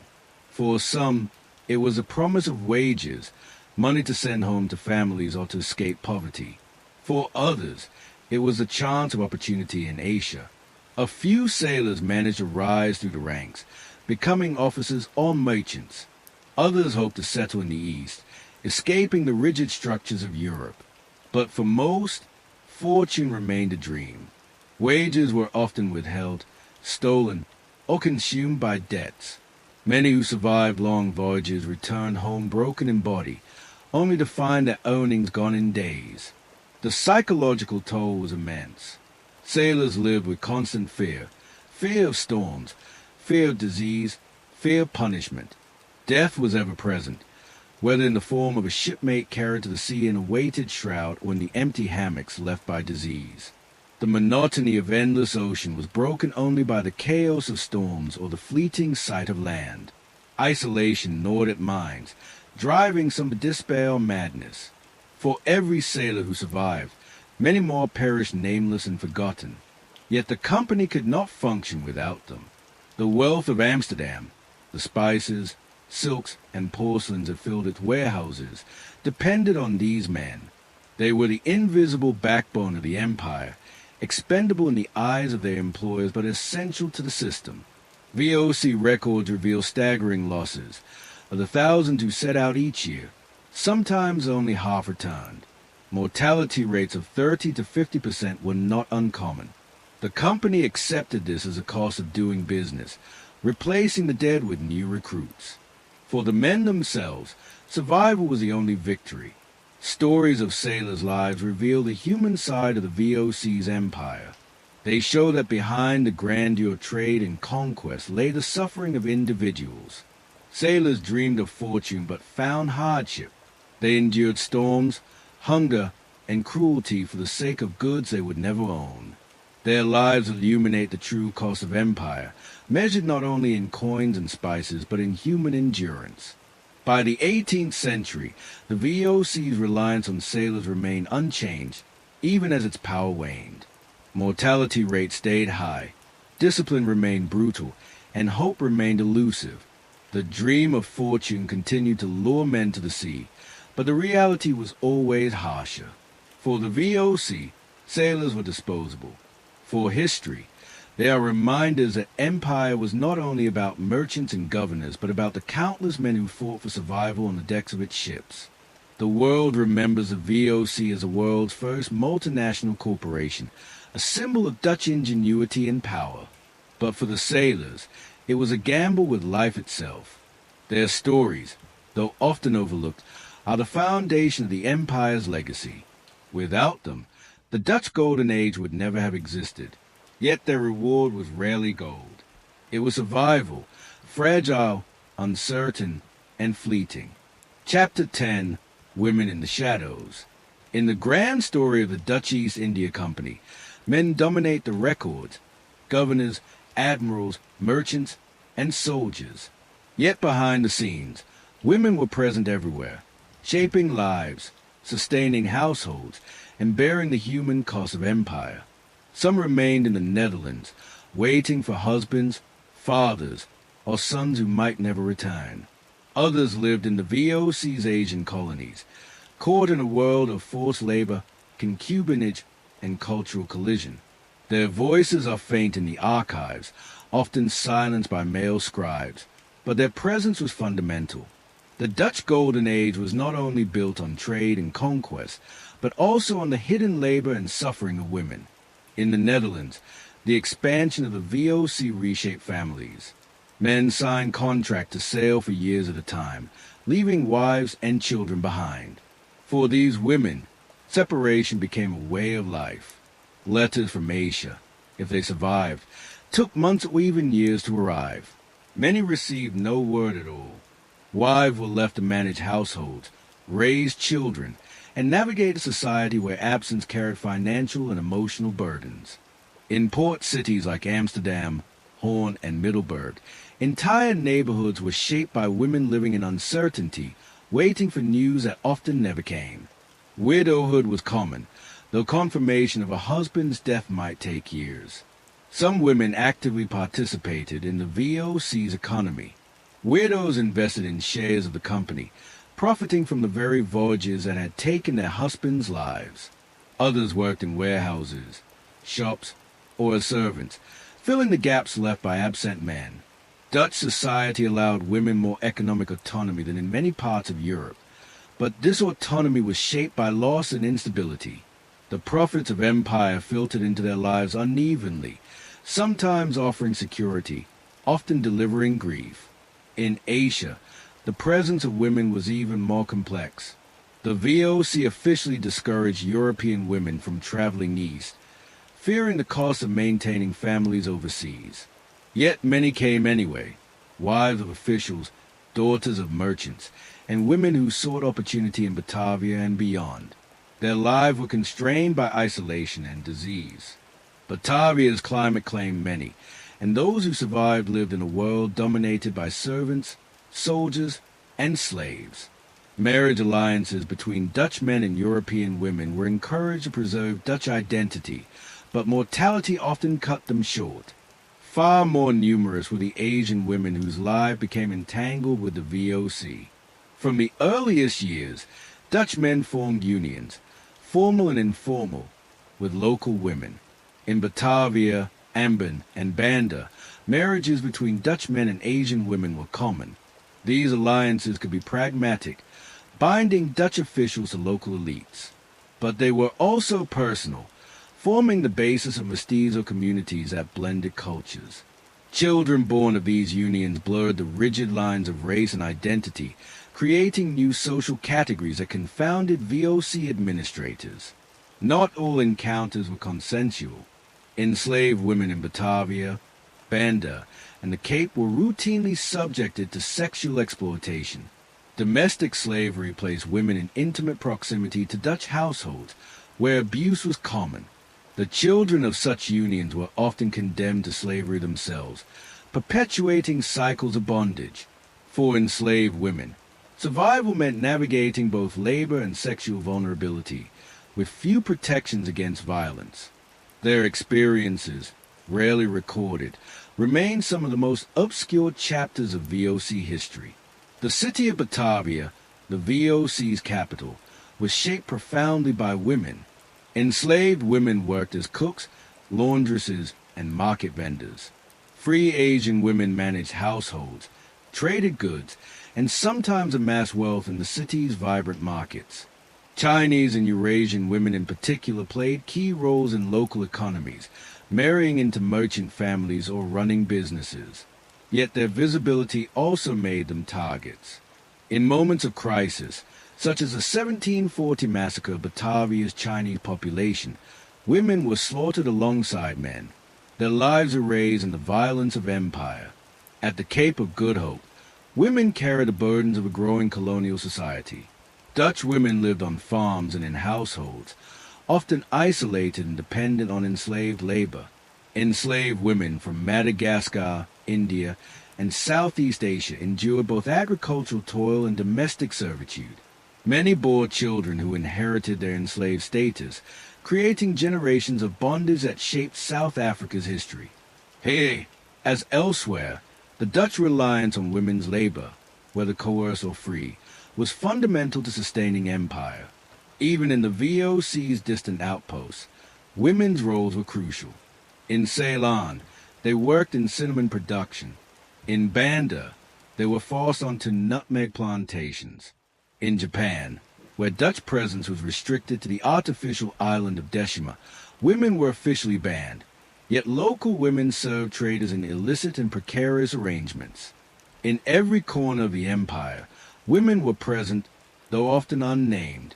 The gender dynamics of the VOC also reveal the contradictions of Dutch identity. In the Republic, Dutch women were praised for their domestic virtues, celebrated in paintings of family life and household order. In Asia, the same society exploited enslaved women and marginalized mestizo children. Dutch ideals of morality coexisted with the realities of empire, where profit overruled principle. Some women carved out spaces of influence. Elite Asian women who married Dutch officials could wield significant power, managing estates and shaping trade networks. Wealthy widows in Batavia controlled property and business, using legal rights granted under Dutch law. Even enslaved women sometimes resisted, escaping bondage or maintaining cultural traditions despite suppression. These acts of survival and adaptation complicate the image of women as May victims. Yet the overwhelming reality was one of subordination to the structures of empire. The VOC's archives rarely speak of women directly, but their presence can be traced in fragments, in baptismal records of mestizo children, in runaway notices for enslaved girls, in the household accounts of merchants. These traces remind us that the story of empire was not only about ships, trade, and battles. It was also about kitchens, markets, and families. It was about the unrecorded labor of women who sustained daily life in an empire that often erased them. The legacy of women in the VOC is enduring. In Indonesia, the mixed communities born of Dutch-Asian unions left cultural marks in language, cuisine, and identity. In South Africa, the descendants of enslaved women shaped the nation's history. In the Netherlands, widows and daughters invested profits into businesses, art, and society, fueling the Dutch Golden Age. Women were never absent. They were always in the shadows, bearing the burdens of empire even when denied its rewards. To understand the Dutch Golden Age, one must look beyond governors and merchants to the women who endured it. Their stories are harder to find, often buried under the voices of men. Yet they reveal the human side of empire, the loneliness of wives in Amsterdam, the exploitation of enslaved girls in Batavia, the resilience of market women in colonial cities. Their lives show that the VOC's empire was not only about commerce and conquest, but also about gender, power, and survival. The women of the Dutch Golden Age remind us that history is not only written by those who ruled, it is also lived by those who were ruled, silenced, and forgotten. They were present in every port, every household, every plantation. Their shadows stretch across the story of the VOC, illuminating the hidden costs of empire. The Dutch East India Company never sailed alone into Asia seas. From its very first voyages, the VOC entered an arena crowded with rivals, European, Asian, and indigenous, each vying for control of the riches of the East. Its rise was not a story of inevitable dominance, but of constant conflict. Wars were fought not only with cannon and sword, but with treaties, betrayals, and sieges. For the Dutch, every gain was written in blood. At the dawn of the 17th century, Portugal was the VOC's most formidable European rival. Since the late 1400s, the Portuguese had carved out a maritime empire stretching from Brazil to Goa, Malacca, and the Moluccas. They controlled critical choke points, the Strait of Malacca, the Indian Ocean routes, and ports across Asia. The Dutch, new arrivals with limited resources, challenged this entrenched network. The struggle began at sea, where Dutch fleets attacked Portuguese carracks heavy with spices. Victories in naval battles like the capture of the Santa Catarina in 1603 shocked Europe, not only for their audacity but for the immense profits seized in a single prize. The capture was declared legal by Dutch jurists, setting precedents of maritime law, but to Portugal it was piracy under another name. The contest with Portugal soon escalated into open warfare. Dutch fleets besieged Malacca, the keystone of Portuguese Asia, though it resisted until falling to the Dutch in 1641. In Ceylon, a protracted campaign saw the Dutch ally with local rulers, promising liberation from Portuguese rule. By 1658, after decades of sieges and battles, the VOC expelled Portugal from the island, but alliances came with their own costs. In Ceylon, the Dutch soon replaced the Portuguese as overlords, betraying promises to local allies. Rivalry brought bloodshed, but it also revealed the Dutch willingness to replicate the very oppression they had condemned. If Portugal was an old empire in decline, England was a rising rival. The English East India Company, founded just 2 years before the VOC, mirrored its Dutch counterpart in structure and ambition. For decades, the two clashed in Asian waters. At first, they were almost evenly matched, competing for alliances with Asian rulers and trading privileges in the Spice Islands. But the rivalry reached a brutal climax in the Amboina massacre of 1623. On Ambon, a Dutch-controlled island in the Moluccas, tensions erupted when Dutch authorities accused English traders of plotting against them. Under torture, several Englishmen confessed. They were executed alongside Japanese mercenaries. To the English, the Amboina episode was an outrage, branded as judicial murder. For the Dutch, it was a ruthless defense of monopoly. The massacre poisoned Anglo-Dutch relations for decades, stoking propaganda in London and fueling wars in Europe. The competition in Asia spilled into European waters, sparking the three Anglo-Dutch wars of the mid-17th century. Though fought largely in the North Sea, these wars were about global trade supremacy. Every clash of fleets echoed in the markets of Asia. Yet European rivals were only one front. Across Asia, the VOC faced resistance from powerful states and local rulers. In the Moluccas, sultanates such as Ternate and Tidor alternately resisted and allied with the Dutch. The Sultan of Mataram on Java contested their expansion, launching sieges against Batavia in the 1620s and 1630s.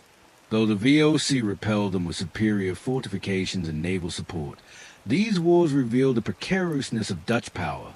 Batavia, though fortified, was a small outpost surrounded by hostile forces. In Banda, resistance had been crushed with massacre, but elsewhere the company had to negotiate.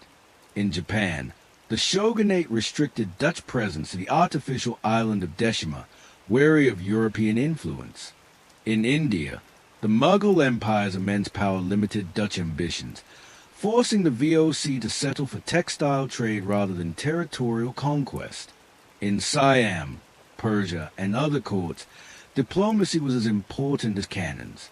Rivalries with Asian powers demanded flexibility, though the VOC never hesitated to use violence when opportunity arose. The most sustained campaign beyond the Spice Islands unfolded in the struggle with Portugal and Brazil and Angola, where the Dutch West India Company fought to control sugar and slaves. Though technically a different company, these wars were part of the same rivalry that tied the fates of two empires. Dutch Brazil lasted only a few decades, but the global struggle with Portugal shaped the fortunes of the VOC as well. Victory in Asia often required resources from Europe and the Atlantic, tying sailors in the Moluccas to battles across the ocean. The VOC's expansion was marked by sieges that dragged on for years. In Malacca, Goa, and Ceylon, European-style fortresses tested the endurance of armies and sailors alike. Cannon fire battered walls, while disease thinned ranks. In these wars, attrition killed more than combat, but when victories came, they reshaped global trade. Malacca's fall in 1641 handed the Dutch the key to Southeast Asia, choking Portuguese access. In Ceylon, the cinnamon trade enriched the company, even as it brought new populations under Dutch subjugation. The human toll of these rivalries was staggering. Thousands of Asian soldiers, often fighting as allies or conscripts, died alongside Europeans. Local populations endured sieges, famine, and displacement. Villages were destroyed, crops burned, and captives enslaved. For the Dutch, victory meant monopoly. For the people of Asia, it often meant devastation. Rivalries were not abstract struggles of corporations, but wars that scarred landscapes and lives. Blood was also spilled within the VOC itself. Competition between factions, corruption, and betrayal often shaped policy. Governors general like Jan Pieterse Cohen enforced ruthless strategies, while others argued for moderation. The council chambers of Batavia echoed with debates as fierce as any battlefield, for the stakes were global trade and national survival. By the late 17th century, the Dutch had largely triumphed over Portugal and Asia, while their rivalry with England shifted westward toward India. But the memory of conflict lingered. The Amboina massacre remained a rallying cry in England, while in Asia the scars of Dutch sieges and massacres endured in oral traditions. Rivalry and blood were the twin engines of VOC expansion, inseparable from its story. The Dutch Golden Age is often celebrated for its art, wealth, and commerce.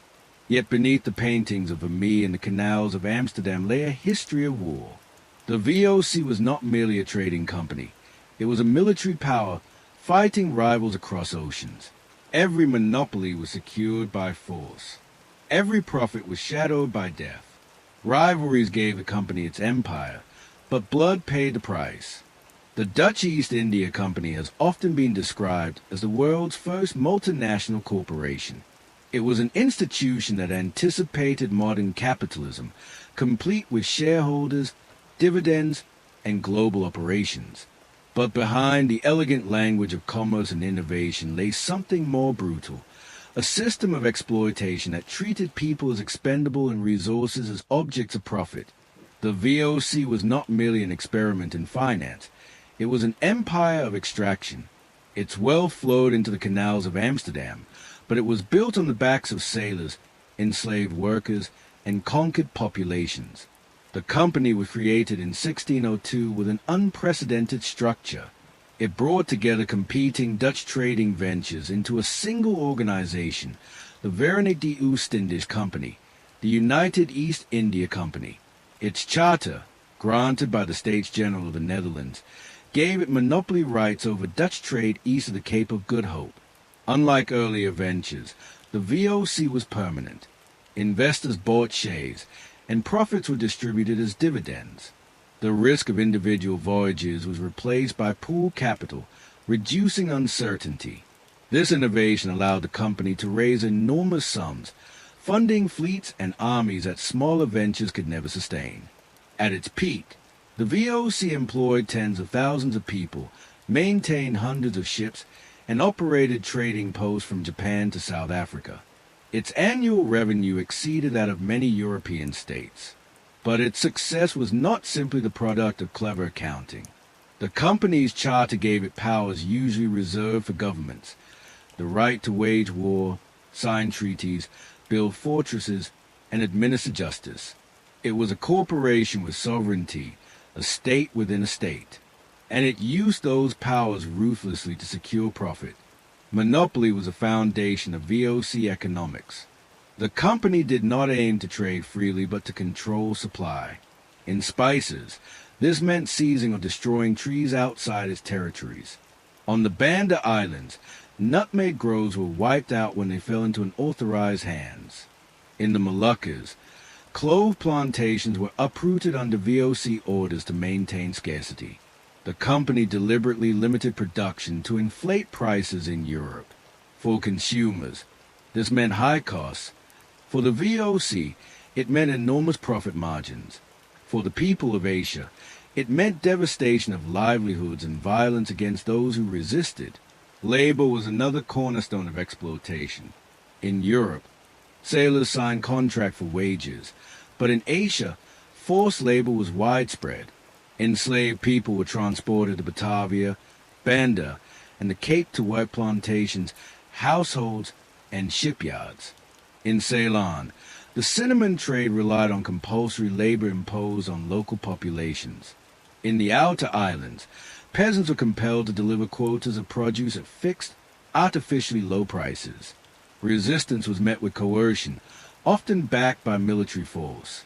The VOC's wealth was not earned in fair markets but extracted through domination. Corruption and profiteering permeated the system.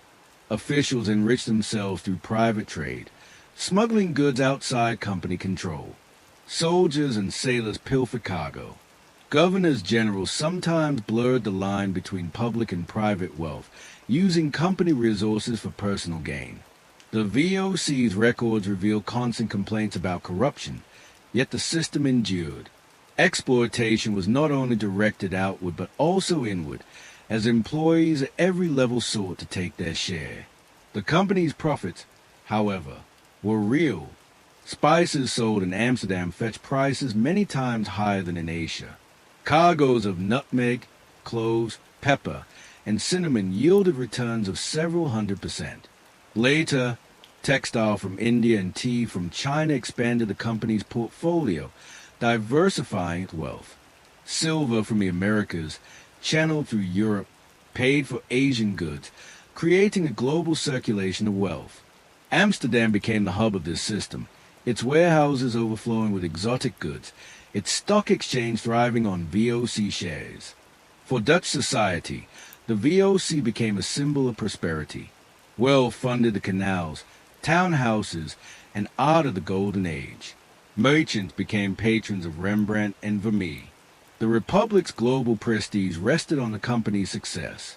But for the people who supplied the labor, the experience was vastly different. Sailors endured mortality rates that emptied half the hammocks on every voyage. Enslaved workers in Batavia and Banda lived and died without reward. Asian farmers were forced into poverty by VOC monopolies.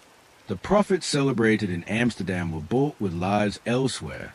The company's system was fragile, relying on coercion rather than consent. When rival powers challenged it, or when local populations resisted too strongly, the facade of order crumbled. The Banda massacre of 1621 and the Amboina episode of 1623 were not accidents, but expressions of a larger economic logic. Eliminate competition, secure monopoly, and extract maximum profit.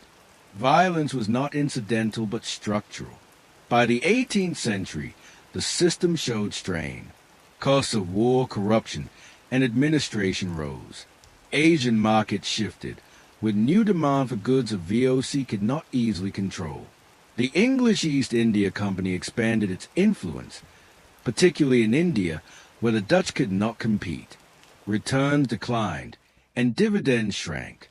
Yet the company clung to its monopolies, squeezing workers and territories even harder. Exploitation intensified as profits diminished. The decline of the VOC reveals the limits of its model. Monopoly and coercion generated extraordinary wealth, but they also bred inefficiency and resentment. By the late 1700s, the company was drowning in debt. In 1799, it was formally dissolved, its possessions absorbed by the Dutch state.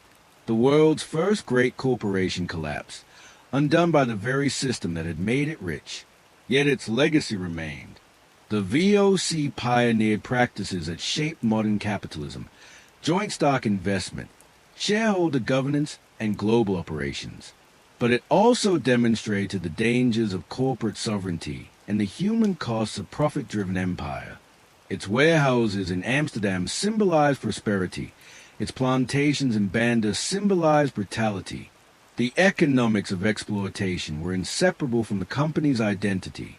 For the sailors who signed contracts, for the enslaved people in Batavia, for the farmers of Ceylon, the VOC was not a marvel of finance but a harsh reality.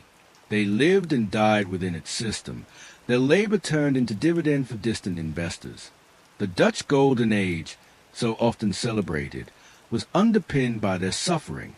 The VOC reminds us that capitalism's history is not only about innovation and growth, but also about coercion and inequality. The company anticipated the multinational corporations of today, but it did so with the blood of those who could not choose. Its economics were not neutral. They were built on exploitation. That is the hidden cost of the Golden Age, measured not in guilders or spices, but in human lives. The Dutch East India Company was born in triumph, but by the 18th century, its empire was rotting from within. The VOC, once the pride of the Dutch Republic and the envy of Europe, began a long and irreversible decline. Corruption, inefficiency, and shifting global tides slowly hollowed out the company that had dominated Asia seas. Its collapse was not sudden, but a slow unraveling, an empire consumed by its own contradictions. By the early 1700s, the VOC had been in operation for more than a century. Its monopoly on spices had enriched Amsterdam and sustained the Dutch Golden Age. But time brought change. The demand for traditional spices, nutmeg, cloves, pepper, remained strong but no longer commanded the same spectacular profits. Competition increased. Other goods, like tea from China and textile from India, reshaped global markets. The VOC adapted, but its rigid structure and reliance on monopoly made flexibility difficult. At the same time, the cost of empire grew heavier. The VOC was not only a trading company, but also a territorial power. It maintained garrisons, fortresses, and fleets across Asia. Soldiers, sailors, and administrators drained the treasury. Every war against a rival European power, every siege of an Asian port, meant more expense. In Ceylon, Malacca, and the Moluccas, the cost of defense often outweighed the profit of trade. By the 18th century, the company was trapped in a cycle of spending beyond its means to defend a monopoly that was yielding less return. Corruption compounded the problem. VOC officials, from governors general to local clerks, engaged in private trade on a massive scale. Ships carried goods outside official records, enriching individuals while starving the company of revenue. Bribery and embezzlement became routine. Soldiers and sailors stole supplies, while merchants inflated accounts. The company's bureaucracy, designed to maintain order, instead facilitated theft.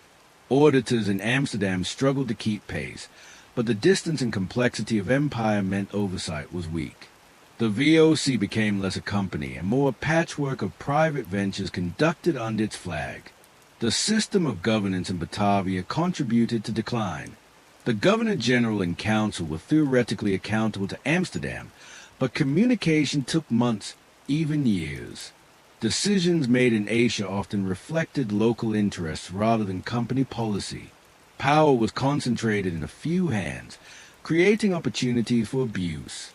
Meanwhile, the city of Batavia itself became a liability. Disease ravaged its population, undermining its role as a hub. Mortality among newly arrived Europeans remained staggering, weakening the workforce and forcing constant recruitment. The 18th century also brought geopolitical shifts.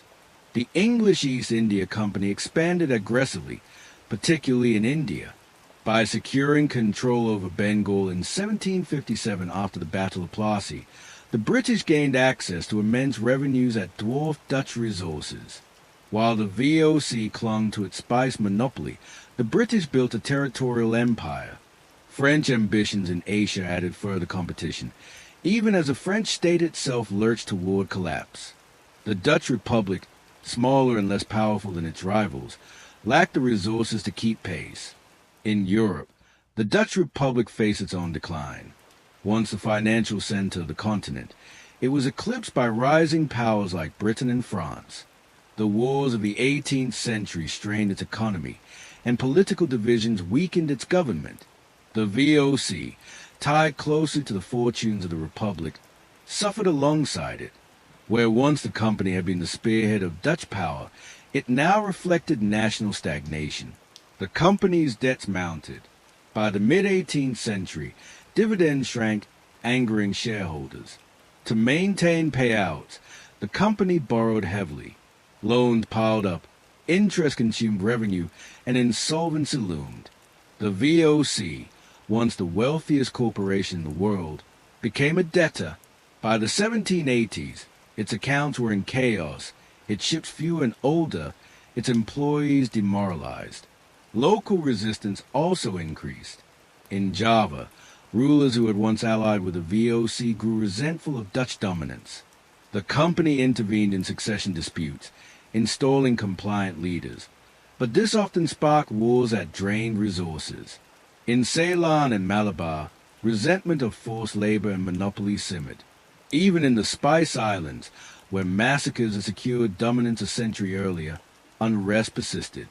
The cost of suppressing resistance rose, while profits fell. The Fourth Anglo-Dutch War, 1780 to 1784, delivered a crushing blow. Britain's powerful navy crippled Dutch trade, seizing colonies and ships.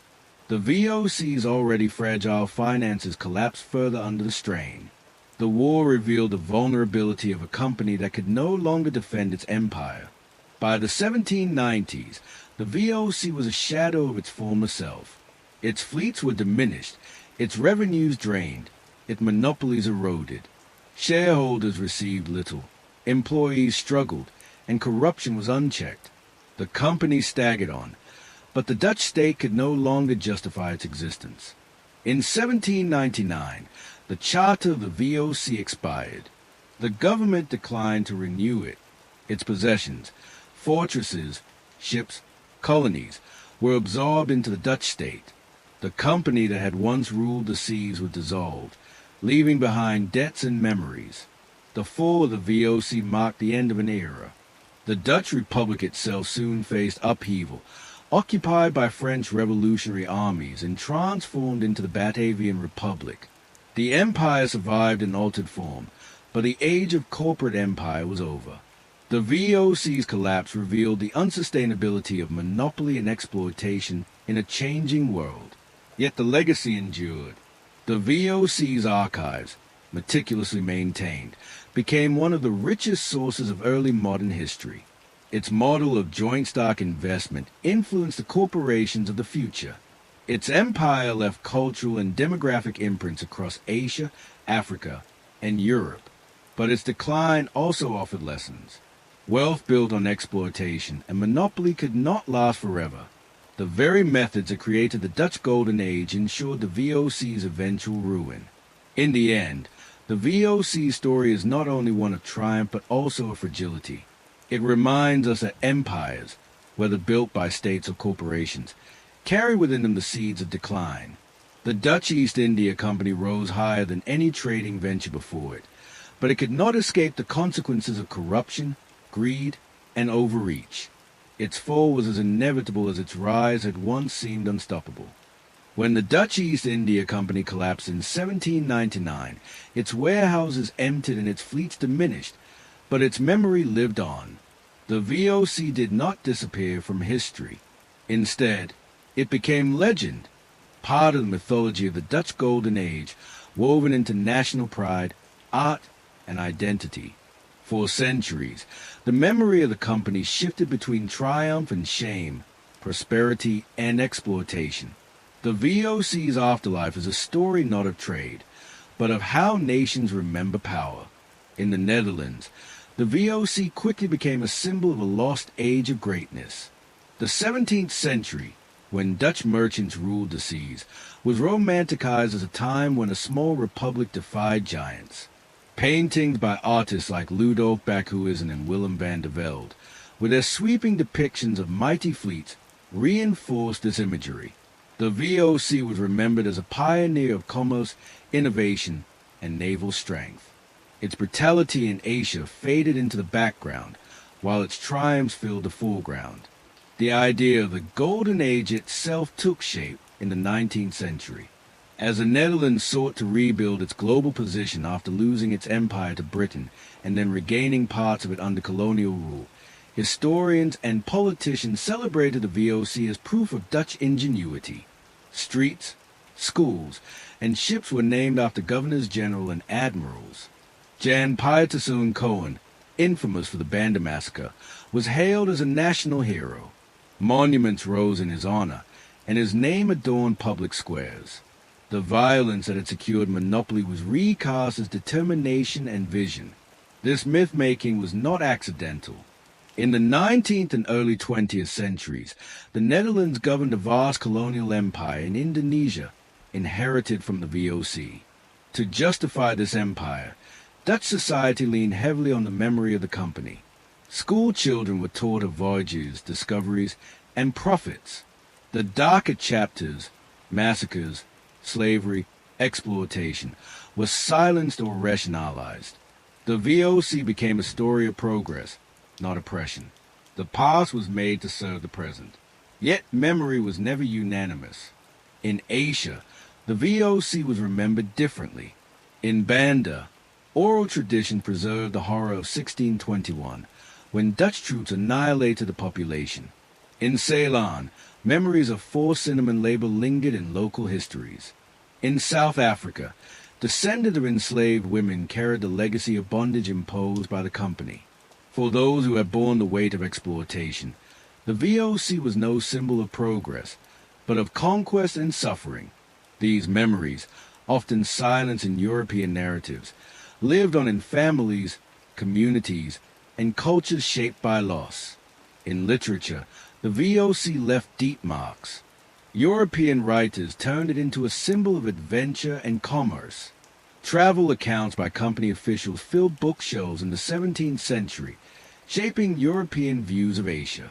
Exotic descriptions of spices, cities, and peoples fascinated readers. But these works also distorted, portraying Dutch conquest as civilization and Asian resistance as treachery. The myth of the VOC as a civilizing force was born in its own propaganda. Even in decline, the company retained cultural power. The sheer scale of its records, millions of pages of correspondence, ledgers, and treaties, preserved its memory.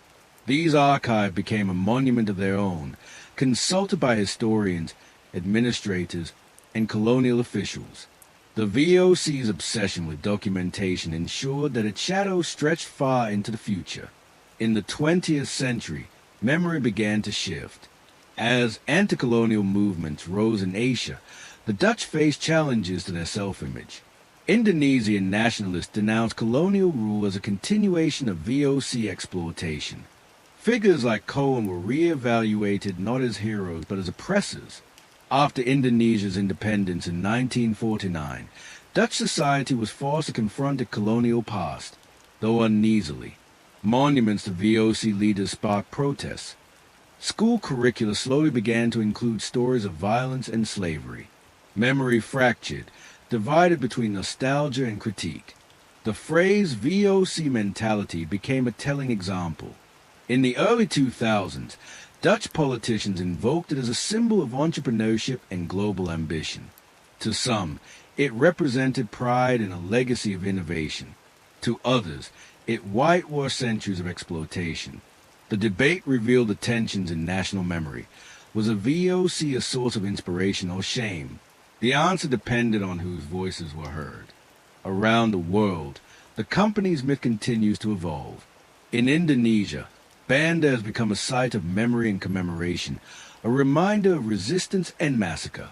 In South Africa, scholarship and art highlight the stories of enslaved women who endured VOC bondage.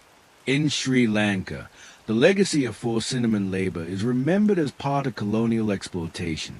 These perspectives challenge the Dutch-centered myth, insisting that memory must include those who suffered, not just those who profited.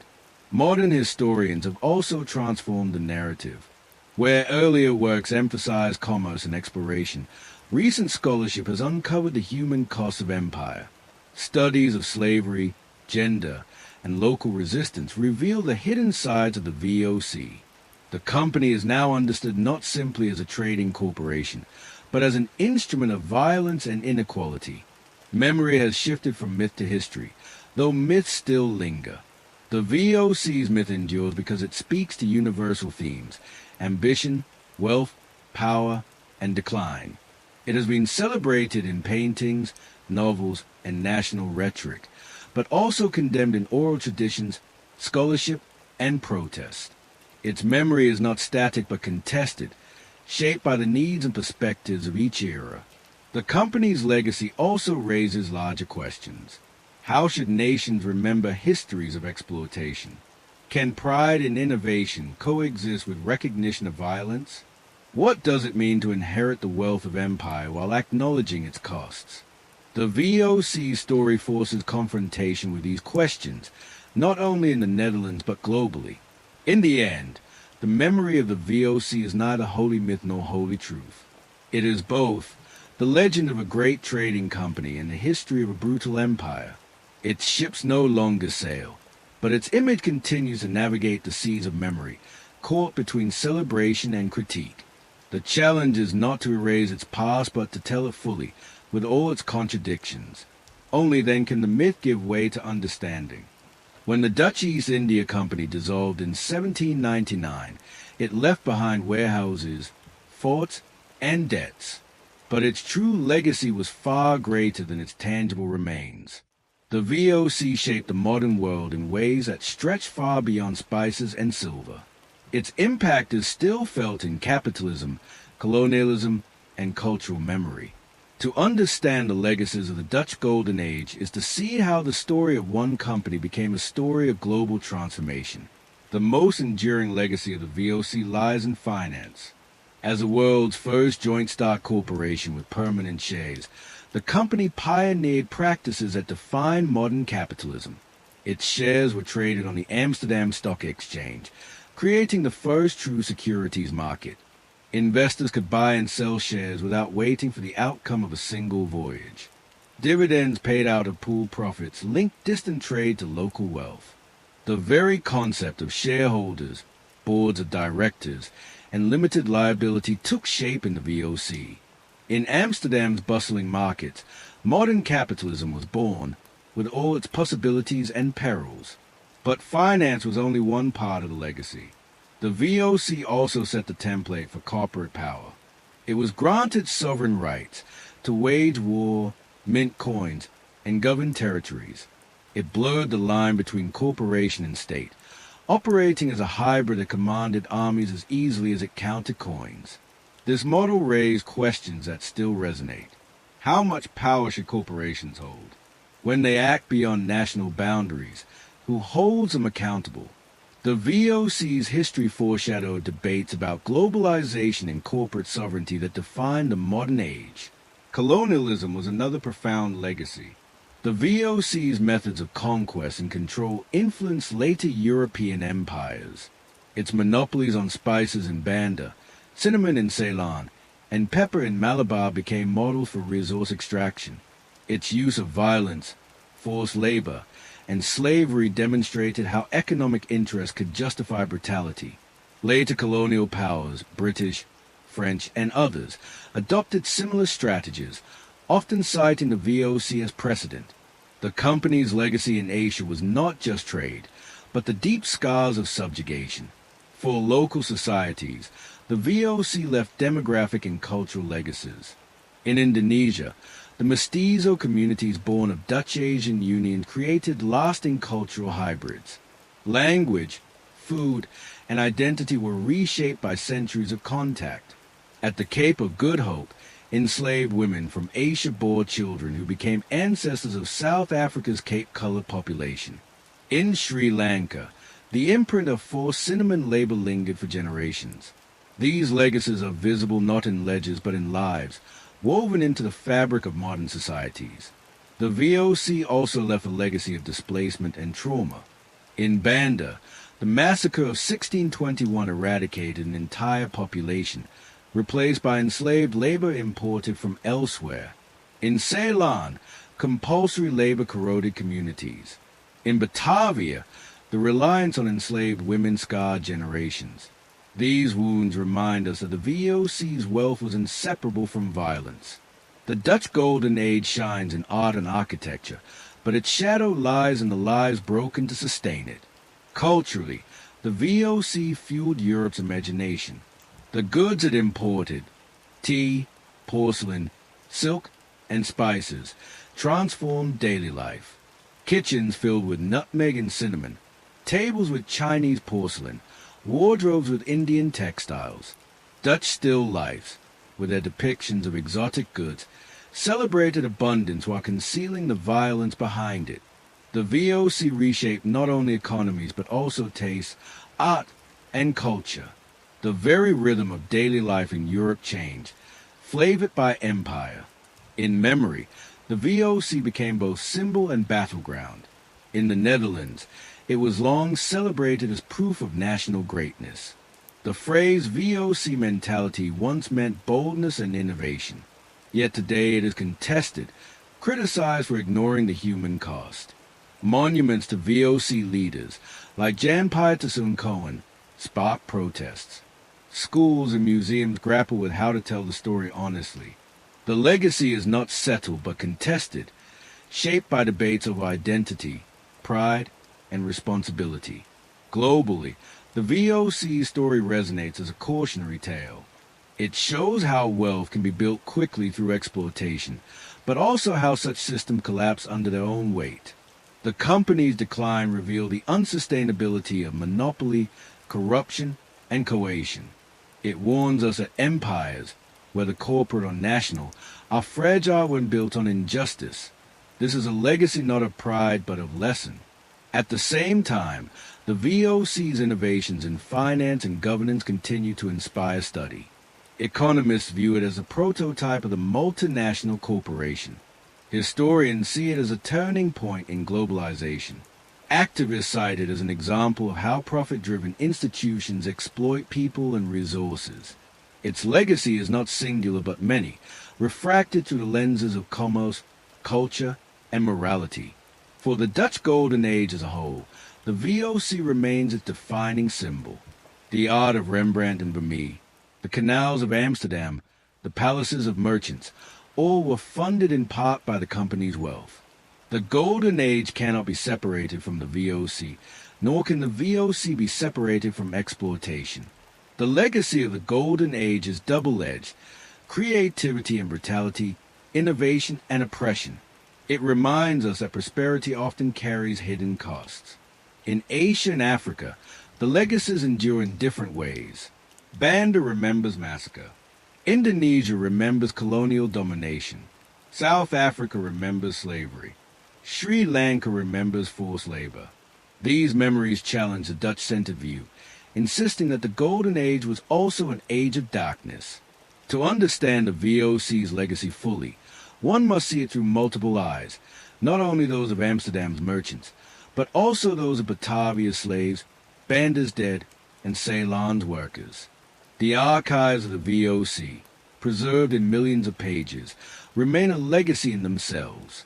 They provide one of the richest sources for studying early modern history, offering unparalleled detail about trade, governance, and daily life. Yet they also reflect the company's perspective, recording profits and punishments more readily than suffering. To read them critically is to see both what is present and what is absent. The VOC's legacy continues to influence debates today. In an age of powerful multinational corporations, its story feels familiar. Companies that span the globe, wield influence over governments, and shape daily life echo the VOC's reach. Questions about accountability, exploitation, and sustainability are not new. They are centuries old. The VOC reminds us that the roots of globalization are as much about inequality as about innovation. In the Netherlands, reckoning with the VOC is part of a broader confrontation with colonial history. Museums curate exhibitions on slavery and empire. Schools debate how to teach the Golden Age. Descendants of colonized peoples demand recognition and justice. The VOC's legacy is no longer only about pride, but also about responsibility. History, once mythologized, now becomes a mirror. In the end, the legacies of the Dutch Golden Age are inseparable from the VOC. It was a vehicle of wealth and the engine of oppression. Its rise reshaped the world. Its fall revealed the cost of empire, and its memory continues to shape debates. The Dutch Golden Age was not only an age of paintings and prosperity, it was also an age of exploitation and inequality. To remember it fully is to hold both truths together. The VOC's story is not finished. It lives on in global trade, in cultural memory, and in the lives of millions whose ancestors were touched by its reach. Its legacies are everywhere, in financial markets, in colonial societies, in art, and in the debates of our own time. The Dutch Golden Age ended centuries ago, but its echoes continue. The challenge is to listen, to learn, and to confront its full history, not only its myths.